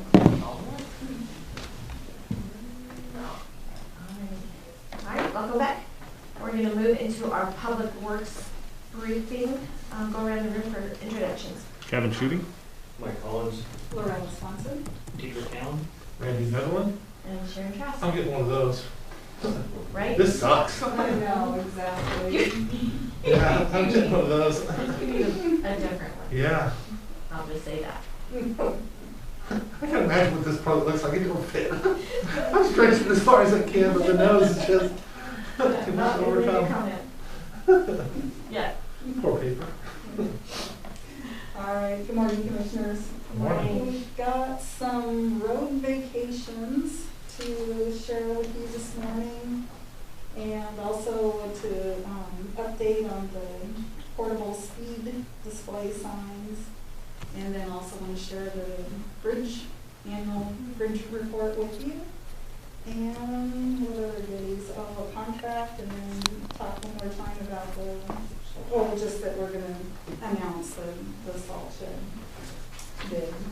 And then also a quick follow-up about our discussion about the admin position. And with that, I'll kick it off to Mike. First off, we have this road vacation request, number 402. I think you've seen the packet, so. This is from John and Laureen Lee. There is an unopened easement, unused easement on Eleanor Peak Place in Lakewood Platte. It's just right off of Highway 106. This stretch of unmaintained easement is on a steep slope. We would never probably ever project putting a road in this location. So we have an engineer's report. Vacating it would not harm anybody else for access and stuff. So we're basically just requesting for a hearing to be set on July 22nd. And that goes to the hearing down there, right? Yes. Yes. Yeah. There does need to be an easement reserved for drainage purposes on Yes, this on this particular location because there is a stormwater retention pond upslope that the outlet crosses this property and then connects to a catch basin that crosses under State Route 106. So that needs to be reserved to make sure that the drainage system can be maintained. And the Lees have acknowledged that and said there was no problem about So giving an easement. is there a benefit to the community by doing this one? See, I know that area very well. That's a horrible place to build. If you build there, you have a good chance of sliding off of it. Actually, there's a clay base underneath that. Is there a benefit for them doing this and taking it out of the right way to the community? For example, if you were to try and put a road there, that actually would put people there more in danger. Yes, I don't yes, think. absolutely. Yes. There's One way to get around it. That area is really, really bad. It really is. Yeah, there would be no purpose. Remember, I don't like these. I'm not a fan of its value to the property, but if it's value to the community to not have it, but I guess I'm tripping, but I'm supporting it. Thank you, Commissioners. So we just get the public hearing and we'll run through the process there. So, the second one is road vacation number 403. This is from Michael Williams' request. It's in Mason Lake Drive. There basically is an unused portion of an easement that's an extension across the road from the original plat, and they would like to see that vacated. And since they're within the plat, and that is the plat boundary, that would all go to them. Again, we've done an engineer's report on that and tied up all the loose ends. It does exist. There is no purpose for us to really maintain that or control it. So again, we'd like to set a public hearing on July 22nd. I'm not in favor of those, especially if it's got a value to that property owner. They should be paying the county for some of that. Yeah. It's going to increase the property value immensely having that happen.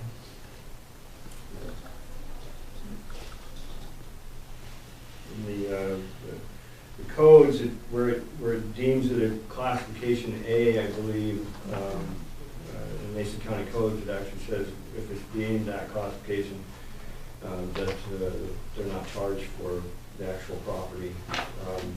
That could be taken a look at and changed. It's different at the county. Well, it's not charged giveaway, but we could literally say no unless they want to try and buy it. Yep. We still have that right. Yep. I would like to see it actually put in the code where it would be looked at, because over the years, I've seen a few of them go that, granted, we don't want to use that road today, but we may want to in the future. Yep. And it may be 30 years, but the people 30 years from now may really have appreciated it. So. The last one is road vacation number 404. This is on Roy Bode Road. That's north of Clifton. Basically, they would like us to vacate an open, unmaintained county right-of-way. That we're not, with the engineer's report and the information we've got so far, we're not really sure that it exists. But we would be looking at vacating rights anyway. That way, if we found it later down the road, it wouldn't come up as a you know, it would be a clear title on the property. So we are also requesting that the existing road does not go on this easement, and so we're requesting they dedicate a 40-foot right-of-way along the existing road for us to take over and dedicate it to the public. This is part of that development going on up there with the apartments. Now, I'm very supportive of the apartments, but now I know that road very well. I've been there for my whole, most my whole life. First of all, I understand what you guys are saying on looking for the maps and stuff, but that's actually one of the very first roads mapped in the state of Washington. That's why, they didn't have to remap and re-go them out. That was the old Clifton road that took you to go to Seattle. It went through there and came out up on Sunny Slope and stuff like that, way in the day. When they pulled up some of it, I don't think you were here yet, they actually found the big donkey brakes and stuff like that in the dirt. But Don Katie actually has all the maps for that. So it's a historic portage trail, and it's actually very important. Another thing about that, in that area that I'm worried about, you give that up, you also lose the ability to eventually perhaps get a one-way only off of the Highway 3 before you get to Belfair, which is something, I know it's steep, but I know there's ways that it can be done eventually, and eventually you're gonna have to look at it. So us taking that off, we lose that ability forever, and if you can get a one-way traffic coming out, two-way down below, that's where your growth area is gonna be, because that's where the flat area is in Belfair. The rest of it's hillside. Also, it says in here about Eli Furnish. I don't know how you can get to his place without crossing that other, because it shows that the county road ends, that still continues as the right of way for the county, and they're using that currently, but it's not just Eli Furnish, there's another name you don't have in here, who has a piece of property. Boy, it's hard to talk and read these things. Billy Katie owns a house there as well, and I'm surprised nobody has contacted to talk to him about it, and they use that, and I don't know if they purchased a house that's up on the top for this project, but there's a house on the very top that also has a back easement to that, going through that very road. So how would that affect them? I definitely don't think we're ready for this yet. I think we should look at this a lot further. The other ones I just don't like, vacated. This one, there's a lot of issues with it. We haven't included it here, and I'm surprised. We can do that. Would the commission consider holding off on that one for a little bit?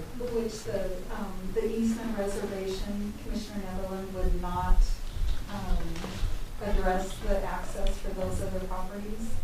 That's the purpose of basically it's erasing that, The leg that goes the up? mapped leg, and then But that's still- establishing right of way where the road actually is going and serving the parcels outside of these. And then you still, the one that has the access to the back. I noticed, when I was in high school, I rented that house up there. I had my little trailer down below, and a bunch of us guys with it, but that's the road we took to go down it. So I know that that's historically been an easement that nobody's discussing right now, unless they bought that house too. They may have, I haven't looked at it, but Yeah. again, but we will lose the ability to ever take traffic off of Highway 3 there in the future. We can keep doing the lights, do everything we're doing, we're never gonna change it unless we actually change the flow of traffic into Belfair. So, I know that they've looked at it, and then they walked the wrong area to find out that it's too steep, that's the wrong area that they walked. But yeah, I just have issues with this one on different levels, and I want this to go through, don't get me wrong, I want those apartments more than anything, but I don't wanna screw up all of Belfair and what their possibilities are for the future. Because if you look at the maps of Belfair, that is the only flat area that's left. It's all down there, it's not used right now, it's just. So we can wait a few weeks, and I'll meet with you guys, and we'll look at some of those maps, look at some of those options, help convince me that it's not needed, and then I'll just come in here and flip my note. The other way we could do it, happy to do that, another option would be to go ahead and proceed with getting the on the hearings examiner calendar, which is July 9th, and that gives us a couple, well, basically a month. I would rather to not. get- Okay. Unless, until we know, then move it forward with the commission. I'm good with that.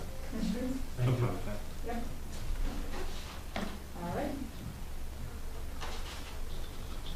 Next is the portable speed display signs. We get quite a few complaints in different little areas concerning speeding, obviously. We do put traffic counters out, and that process, you know, we do gather the data and find out what speeding is, and then pass that on to the enforcement and stuff. But we've kind of come up with the idea of these mobile traffic display signs that we can put on different posts and stuff, to where we can move them around, maybe concentrate in an area, maybe be flexible to respond to the public in that case. These things they'll display your speed, obviously, and whatnot, but they'll actually take the traffic too. They'll count cars, they'll come up with the 85 percentile speed, they'll perform all that data that we're already doing with our traffic control, those rubber hoses, that the operation that we put down. So, That like to get. It looks like the cost ain't that different though, huh? what's that? You get all that extra benefit and it's not even a big jump in cost? And it's about, it's $4,000 a piece they are about. And so, yeah, they're similar in cost as your regular operation. But it's, you know, it's out there, it's visual, it's something that people would, you know, will appreciate, you know, they put it on my road, and for 2 weeks or for whatever period of time that we would put it up and be able to, we talked about the portable, the trailers that you tow behind and stuff. You need a wide shoulder area, different things like that for these. These will fit right on our post, and they bolt right on, and you can pull them off. They're only 25 pounds, I believe, something like that. And so we pull them right off, put them on somewhere else. And they're battery powered, but they're solar to charge them. And so as long as you've got some light, they'll last. We're not gonna have anybody stealing the batteries, huh? What's that? You're gonna find a way to mount them really good so we don't lose those batteries? Right, yeah. Yeah. I'm using, and I appreciate these, I'm using quite often, the sheriff's department's been bringing them out. Only problem is, it's funny that you mentioned it, because of the size of the road and where they put it. They actually brought one out to, right going up to Lakeland Village, because there's something going on Wade Street that they're complaining about. And they couldn't get it on the shoulder, so they put it going the other direction. So now you're being tagged for speed when you come to the stop sign. I think that kind of defeats the purpose. You're coming down the hill to the stop sign, and that's where it is down there. So you're already hitting the brakes to stop. I don't know. I want to talk to them about that later. I know they tried. That was at that meeting when they were talking about it, remember? Yeah. Trying to check their deceleration rate. Yeah. That's pretty funny. How fast can you hit the brake? But yeah, that's what we're recommending to purchase. I mean, since I've been here in the last 3 months, we've had, you know, quite a few contacts about that. People really appreciate it too when you do it. They really I do. would hope so. So that's the plan. I like it. All right. Good. And it's in the budget, right? You got money? Yes. Double check. Next is our annual bridge report. If you've seen that, Fred Perriman sets this up, and he does an outstanding job. He's been the one taking care of the bridges for a number of years now, and from what I've reviewed, not a whole lot, but from what I've reviewed, he's done a real nice job. For the most part, your bridges are in good shape. You only have a couple bridges that are actually posted for weight restriction. You have a few that are too narrow and would be called functionally obsolete, and so they're posted for being narrow bridges. And then you have a small handful of scour critical bridges. And scour critical bridges in a lot of cases where you don't know what the foundation is, and so you would code them scour critical in some cases. Other cases where you have shallow foundations, and so you're worried about a catastrophic failure. And so on those bridges, you would have a plan of action to go out and monitor the bridge during a high water event, and then even after a high water event, we do what they call profile work. work along both sides with elevations, and so they map the channel to see where the bow wag is moving, that because part of the channel moves back and forth and stuff like that. So he's on the ball. He's got everything taken care of. So. That was a fun report to read. Huh? That was a fun report to read. Yes. That's the first time I heard that. He does a really good job. I can hear it all. Whee! No, I was sitting outside and reading it, so it was like, wow. It was, and then I like the definitions in the back too, because it helped me understand what scour was. Yeah. He does a really good job for us. Forever, right? Right? So there's two bridges I'd like to note. There's the Harstein Island Bridge, and that's the one we got the money for, $3 million to do the polyester polymer concrete overlay. And that's going to be really exciting because I've not worked with that material before. So then there's the Tahuya Estuary Bridge. Right now we have some steel plates on the approach on Pier 1. What that is doing is protecting for some scour work that's been done underneath, and so we need to get that repaired late this summer. And so we have internally we've got a plan with some ecology blocks and some tie-back wall to upgrade that. We talked with Mindy Howell? Harlow? From the Hood Canal Salmon Enhancements Group. They actually project that to be potentially replace that bridge in 2028, 2029, in that range. Came before us a while back too. Yeah. So that's why we did look at some other options of repairing or protecting the approaches, the sheet pile options, different things like that, but they were quite expensive. And if the bridge is projected to be replaced, we're going to go with something that's a little more economical to do. So, although it will protect the approaches. So. But yeah, interesting report. Fred does an outstanding job. I'm excited to get out there and get some time out there and actually look at some bridges with him. So. Did the commission all get that email from the guy on with the lights issue? Okay, well, after further discussions with him, he's not from here. Is he trying to sell new light bulbs? No, it's not that guy. I thought it was him too. That's Oh, what okay. I thought. No, they are a group. They're an environmental group against environmental lighting and the impacts that they have. And they have nothing to do with us here. They saw the video and went on the attack because of the video. And even the things that were said to me in discussions, that's not what they claimed. They did not claim some of the things that they're saying they claimed in the video. It's just putting two pieces together to make a third argument. It was, but just now I've been in contact with them and further talking, and then I said, well, if you really have a group that's willing to do it, I'll come out there, I'll listen, I'll take the meeting, whatever it's gonna take, and turns out he's not even here. I thought it was that guy, I thought it was the light bulb guy. I looked him up and I'm like, I disagree. Yeah, please try to. Yes. All right. And then also discussion-wise, I wanted to, follow up real quickly about our conversations with Mason County Garbage. So Richard and I and Zach met with Tom Rupert last week and got an update on where they're at, and also invited Tom to reach out and talk with commissioners as well, and just bring commissioners up to speed, that we certainly will, are doing that, but felt that it would behoove them to do that themselves as well. And then we have a meeting with Tim Whitehead tomorrow to review our draft letter. And let's see, what else? Are working back and forth with the UTC as well. Yeah, where they at on it, I understand that they were gonna get involved. Have they gotten involved? Have you The talked to them? UTC? Yeah. Yes, they have. So they've contacted us and asked some questions about schedule and timelines, and we're providing, or have provided that information. So we're in communication with the UTC as well.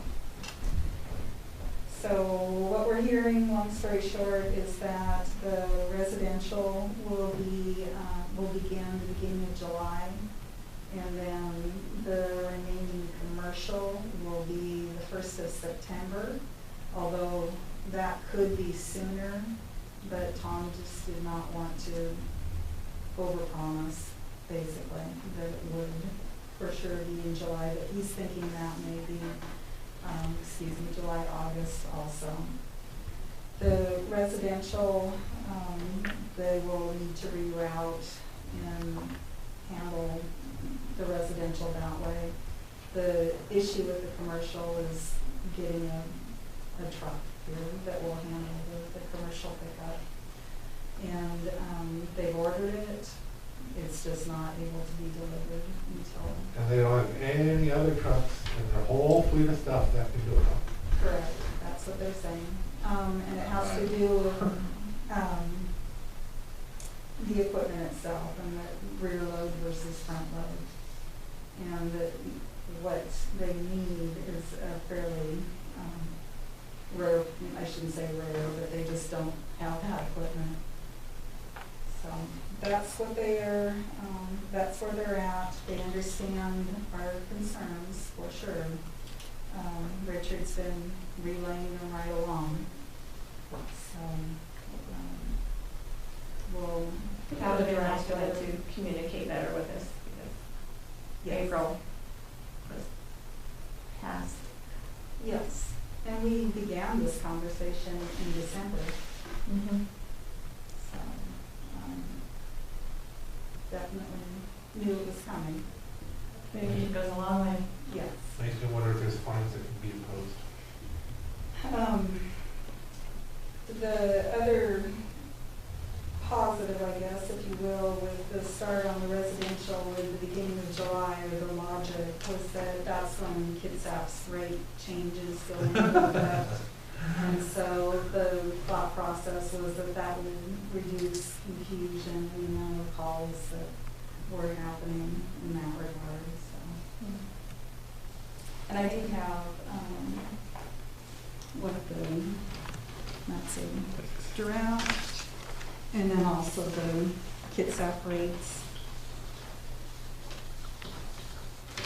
And this reflects, does this reflect Kitsap's current or their Thank you. soon-to-be rates? The soon to be. Okay.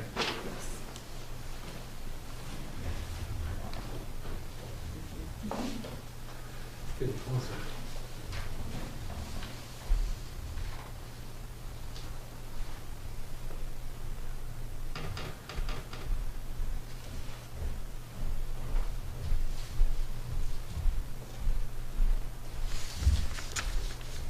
And the other, oh, excuse me, Commissioners.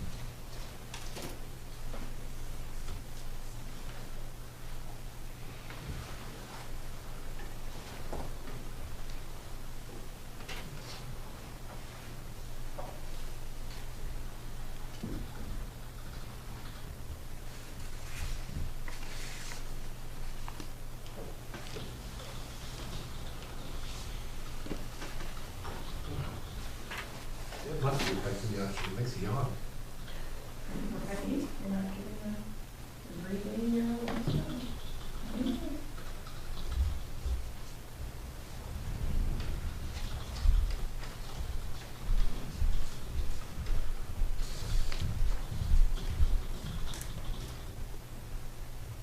go over the draft back. Either way. It's a bill. Howard.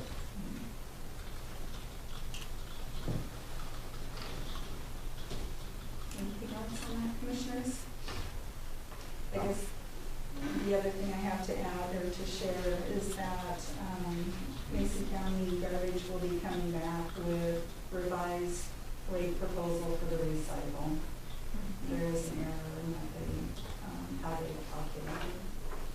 And so we'll be bringing that back. Error in which way?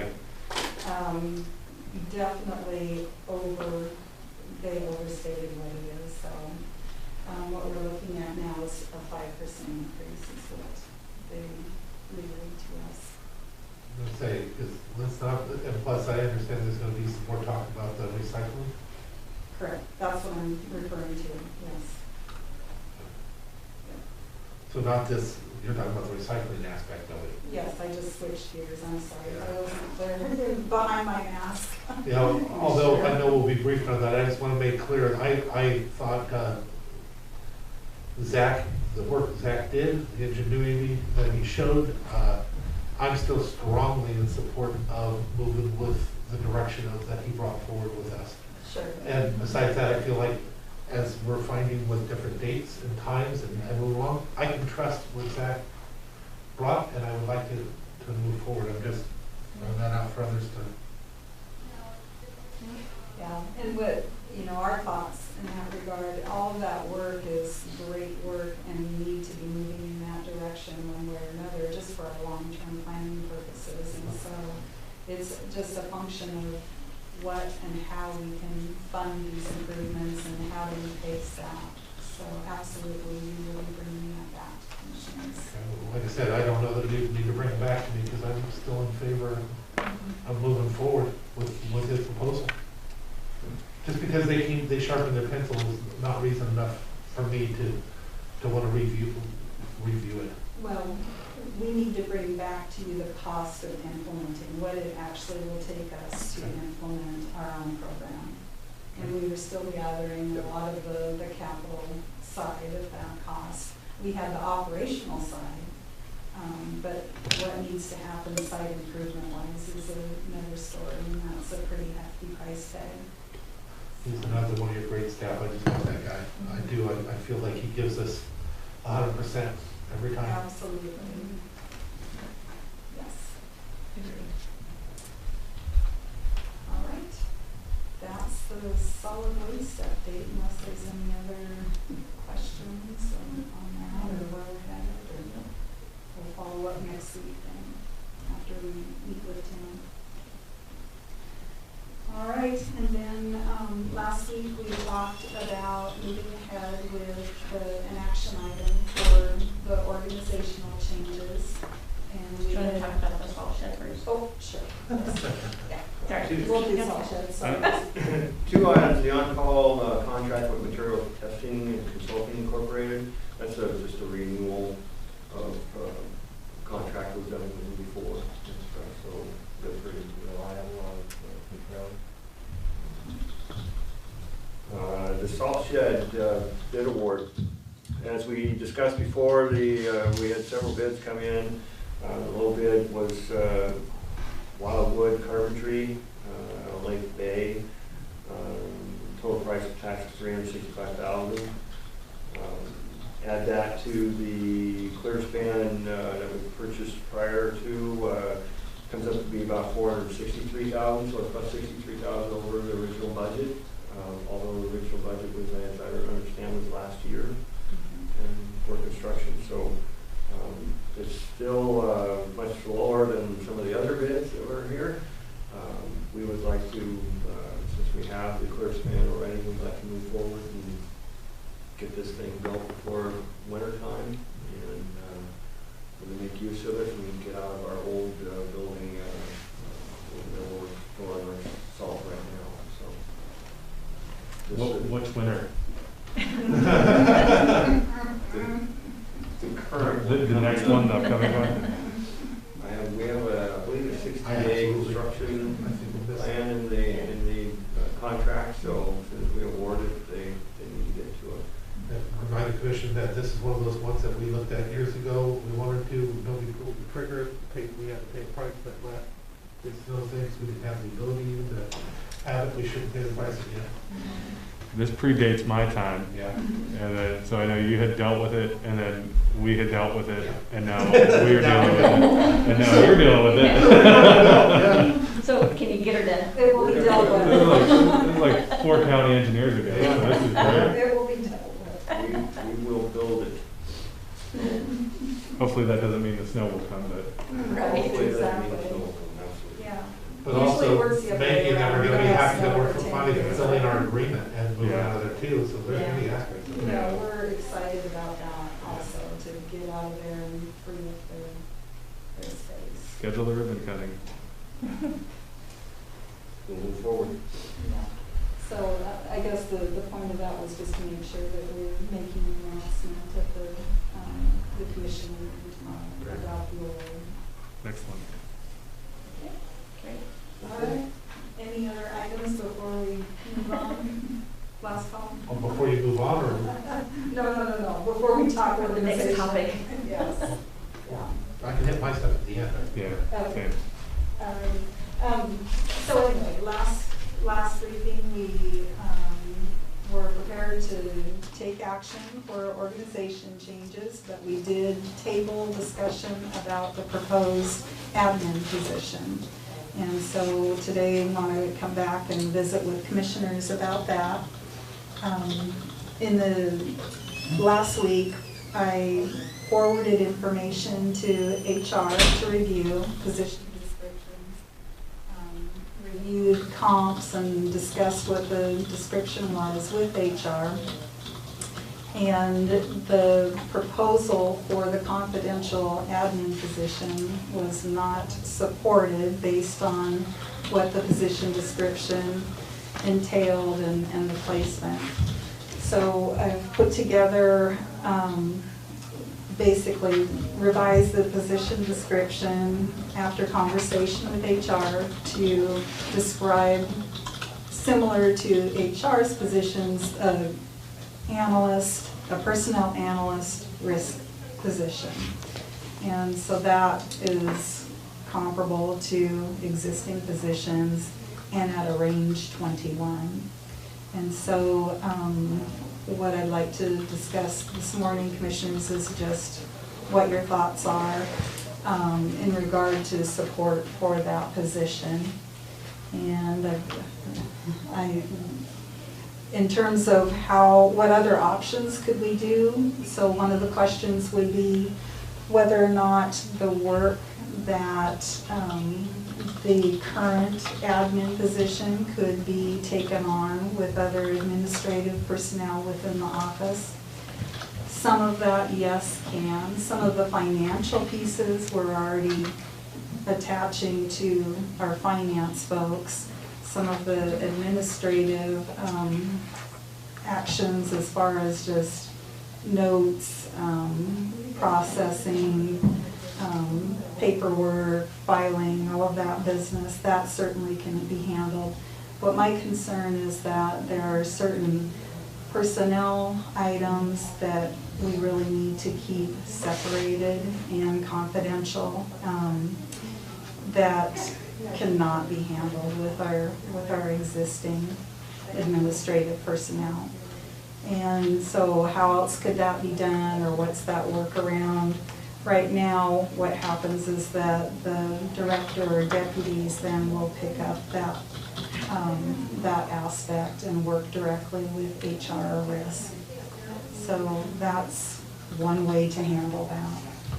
So if you're, I guess, hopefully that gives you kind of What's the downside organizationally to you with that?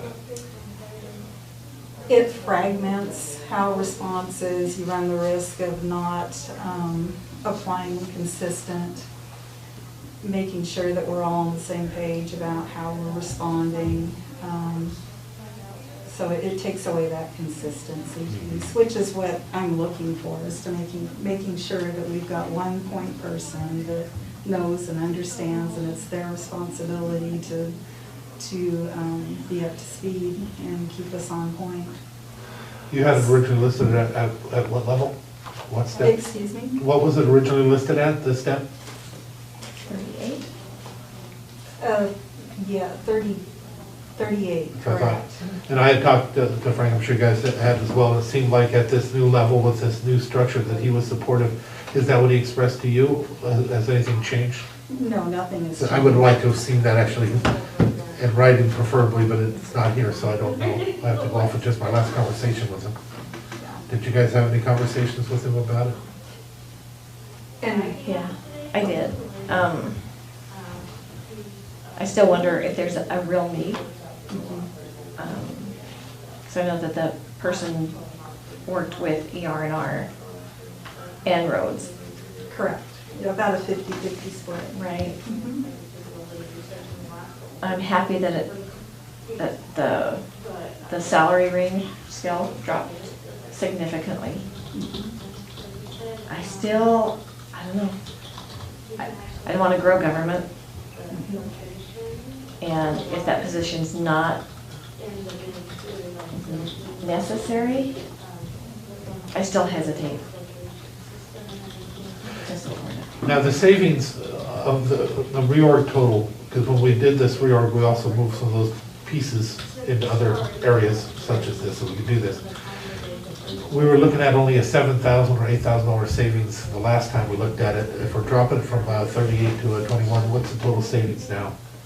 Oh, darn. How about this? What's the savings between the It's- 38 and the 21? It's significantly greater. 10, 12, 15?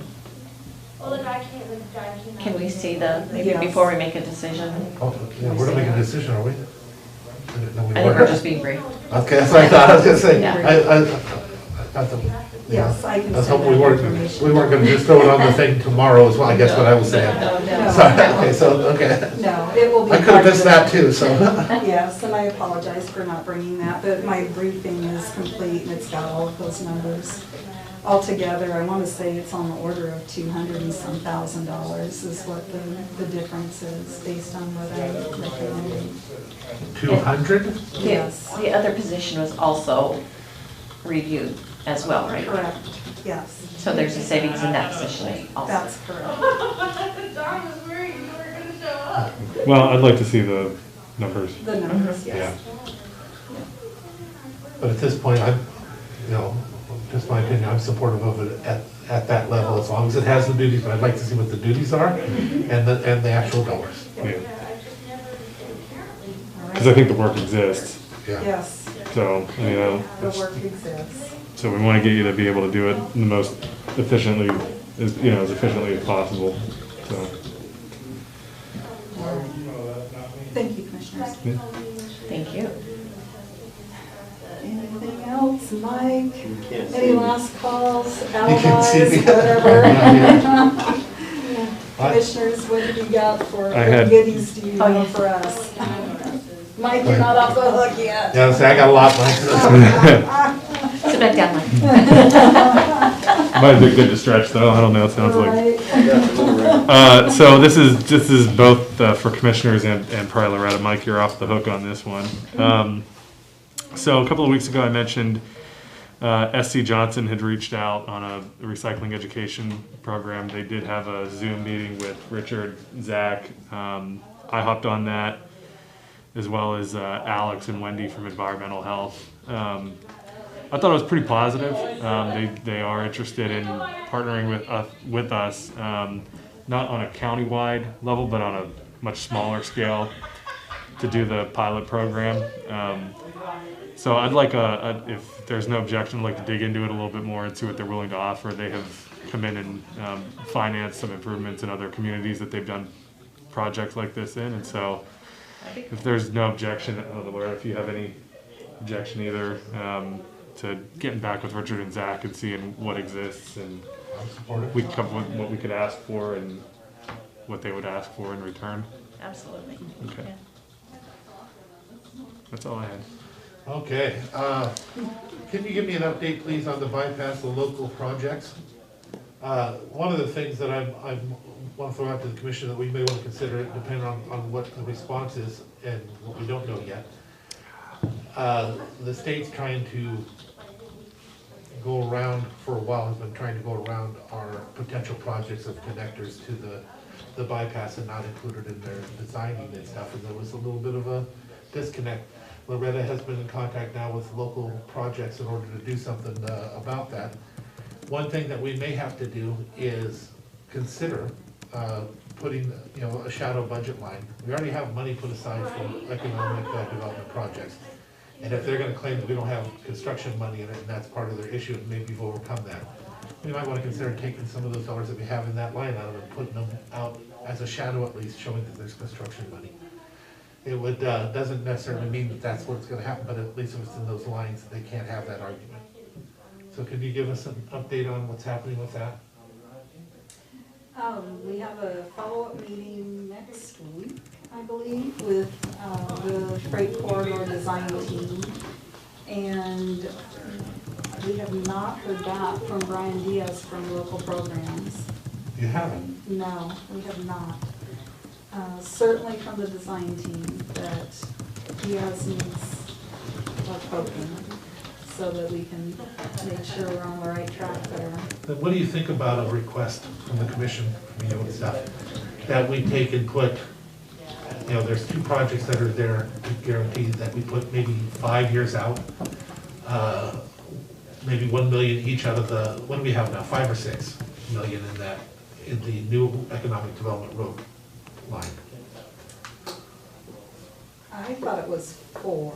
No, we started with 4, we added $1 million, $1.5 million the year after, so we should be at 5.5 to 6. Yeah, then we're at 6. Okay, so with us being at 6, if we were to drop $1 million as a shadow budget, I'm not saying to do it, but by putting it out there 5 years or whatever you think would show that it's construction dollars, maybe we should consider that to make sure they have to. The claim has always been, they have to anyway if it's in our plan. Right now, they're looking at it in a different manner to where now they're saying the absence of construction dollars means they don't have to. And that's never been, that's never, in all my years here, has that ever even been an issue or a question. That's just happening now. We have it in our 6th year. We have, you know, design money in it. Now they've raised the bar to keep out of it. So they can try and do this thing without designing it with those intersections. If that happens, then we have to pay for the intersections to be built completely. And that makes no sense. Not when they can design it with part of it already included. So I think what DOT is looking at, they are looking to our tip as opposed to our budget. So that's typically where that's their Bible. And we would need to program the construction dollars in our tip. And that's going to tell them that that's. Okay, I see what you're where we saying. budget. And I'm good with that, it's the same thing, so Yeah. I don't care where it goes, just as long as it shows it as It's construction flagging them dollars. and showing, yes. And maybe you can, especially if they haven't returned your call, maybe we can do that sooner rather than later, because it doesn't cost us anything. That's what the money was put aside for, you know, so at least showing it seems smart.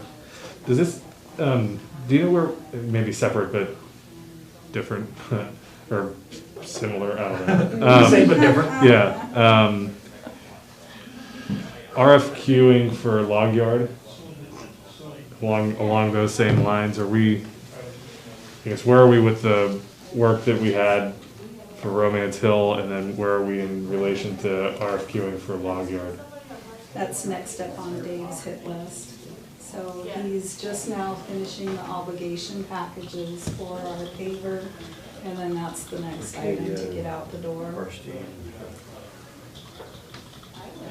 But yeah, anyway, I guess that's my roundabout way of saying, let's make sure that we're, Keep going. So are you guys okay with that? Then can you start to prepare that so they can't come back to us and say that it didn't? At least we got that out of the way. It doesn't cost us anything just to protect the mechanism. Yep. My next one is or Clifton Road. So I very much appreciate everything you guys have done there. For the most part, the public is excited. There are a few that came out of the woodwork that are not, but hey, they had an opportunity at the beginning. But one of the things that's happened is it is a little short even after the extension. I went there and I could see what they're talking about, why people are going around it, because I even did it myself, just it was nothing. It was literally, you don't even really turn, just kind of angle a little bit and was able to get around.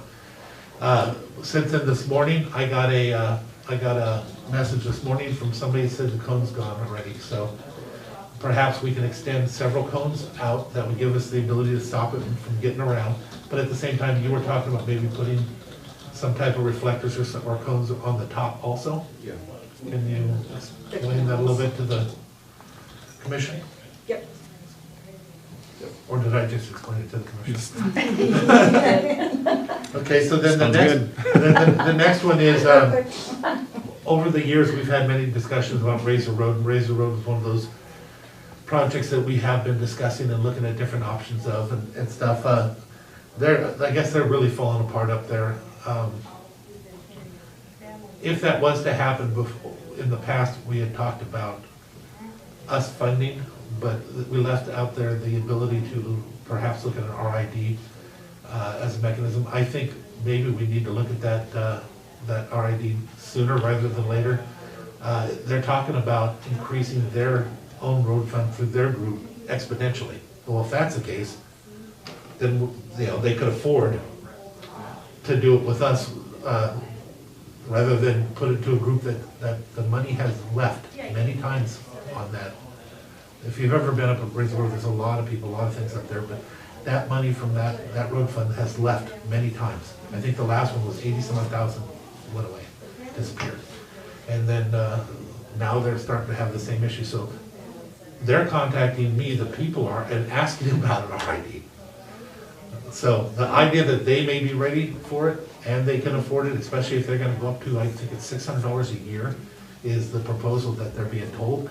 Our RID would be a godsend for them. And you weren't here when we had some of those conversations. If we were able to establish that, that would increase the property values through there exponentially. But aside from that, it also takes the service time for the fire departments and stuff down from 22 minutes, I guess it's 17 minutes on a good day, 22 in between, down to about 7 to get to Trouthan Lake and everything.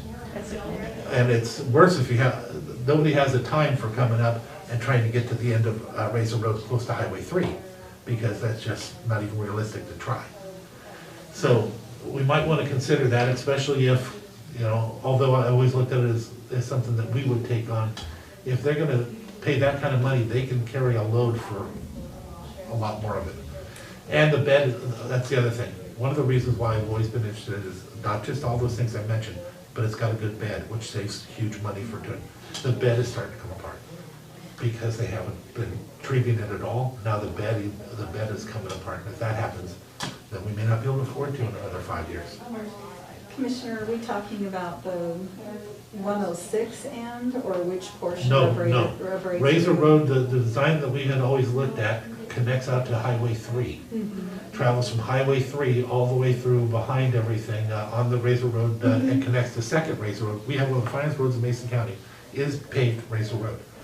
It's a separation of the property. They actually gave us, we got the property owner to give us a letter of, they'll give us the right of way to go through it if we do this. But that other part, so no, it would just go from Highway 3 on over. I'm not talking about Alderwood.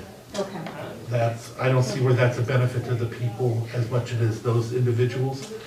And although it would be nice, because that's what they use now, if you have Highway 3, it doesn't make as much sense to invest another $1 million in that. I think that's a community issue. If we could get your contact Yeah. information, that would be great, and we'll follow up with them. Okay. And the last thing is Sand Hill Road, the speed limit. We went through all that process to change all that. Nothing's changed. It still says 20 miles per hour all day long, 24 hours a day when there's daylight. I thought we had lights that were going in there flashing. I thought it was going to be able to be triggered by the school when school's in session. And it would only be when the lights were on. And instead, it's still... Were we waiting, I mean, and I agree with you, but I can't recall if the plan was to wait until we had made the other ADA improvements in the intersection there, or what, but it's true that, I mean, we voted on it, and it's like it had always been. Yeah, I don't think we were waiting for an ADA issue there, were we? No, they were going to fix something for on handicapped access. whatever, the northeast side. Yeah. But that didn't change, have anything to do with, that was just something for the park, though, that wasn't conditional on the speed, I thought. I thought it was all kind of lumped together, but I mean, either way, I mean, I just, That's what I got the impression is the crosswalk, and then you're gonna have to pave that down to the ADA access. And then there was something about the tunnel being upgraded and opened up at the same time, but you're talking about actually have a speed zone only when... Yeah, we already did, we passed that. We had a speed zone for a time when school was in session or the fields were in use. It was triggered by lights that we could set on a timer, and the school can also have access for events or whatever to be able Yeah. to change and flash the lights during school time. So we ended up basically with a park zone / school zone. Got it. And other than that, the people were able to drive a reasonable speed through there. And that's all I have. Which is all. We had the same conversation in the office, whether or not they were linked and tied, and came to the conclusion that they could be separated Yeah. and move forward. We will do that. We will do it. Sounds good. Thank Anything you. else? Okay, All right, commissioners, thank you. thank you.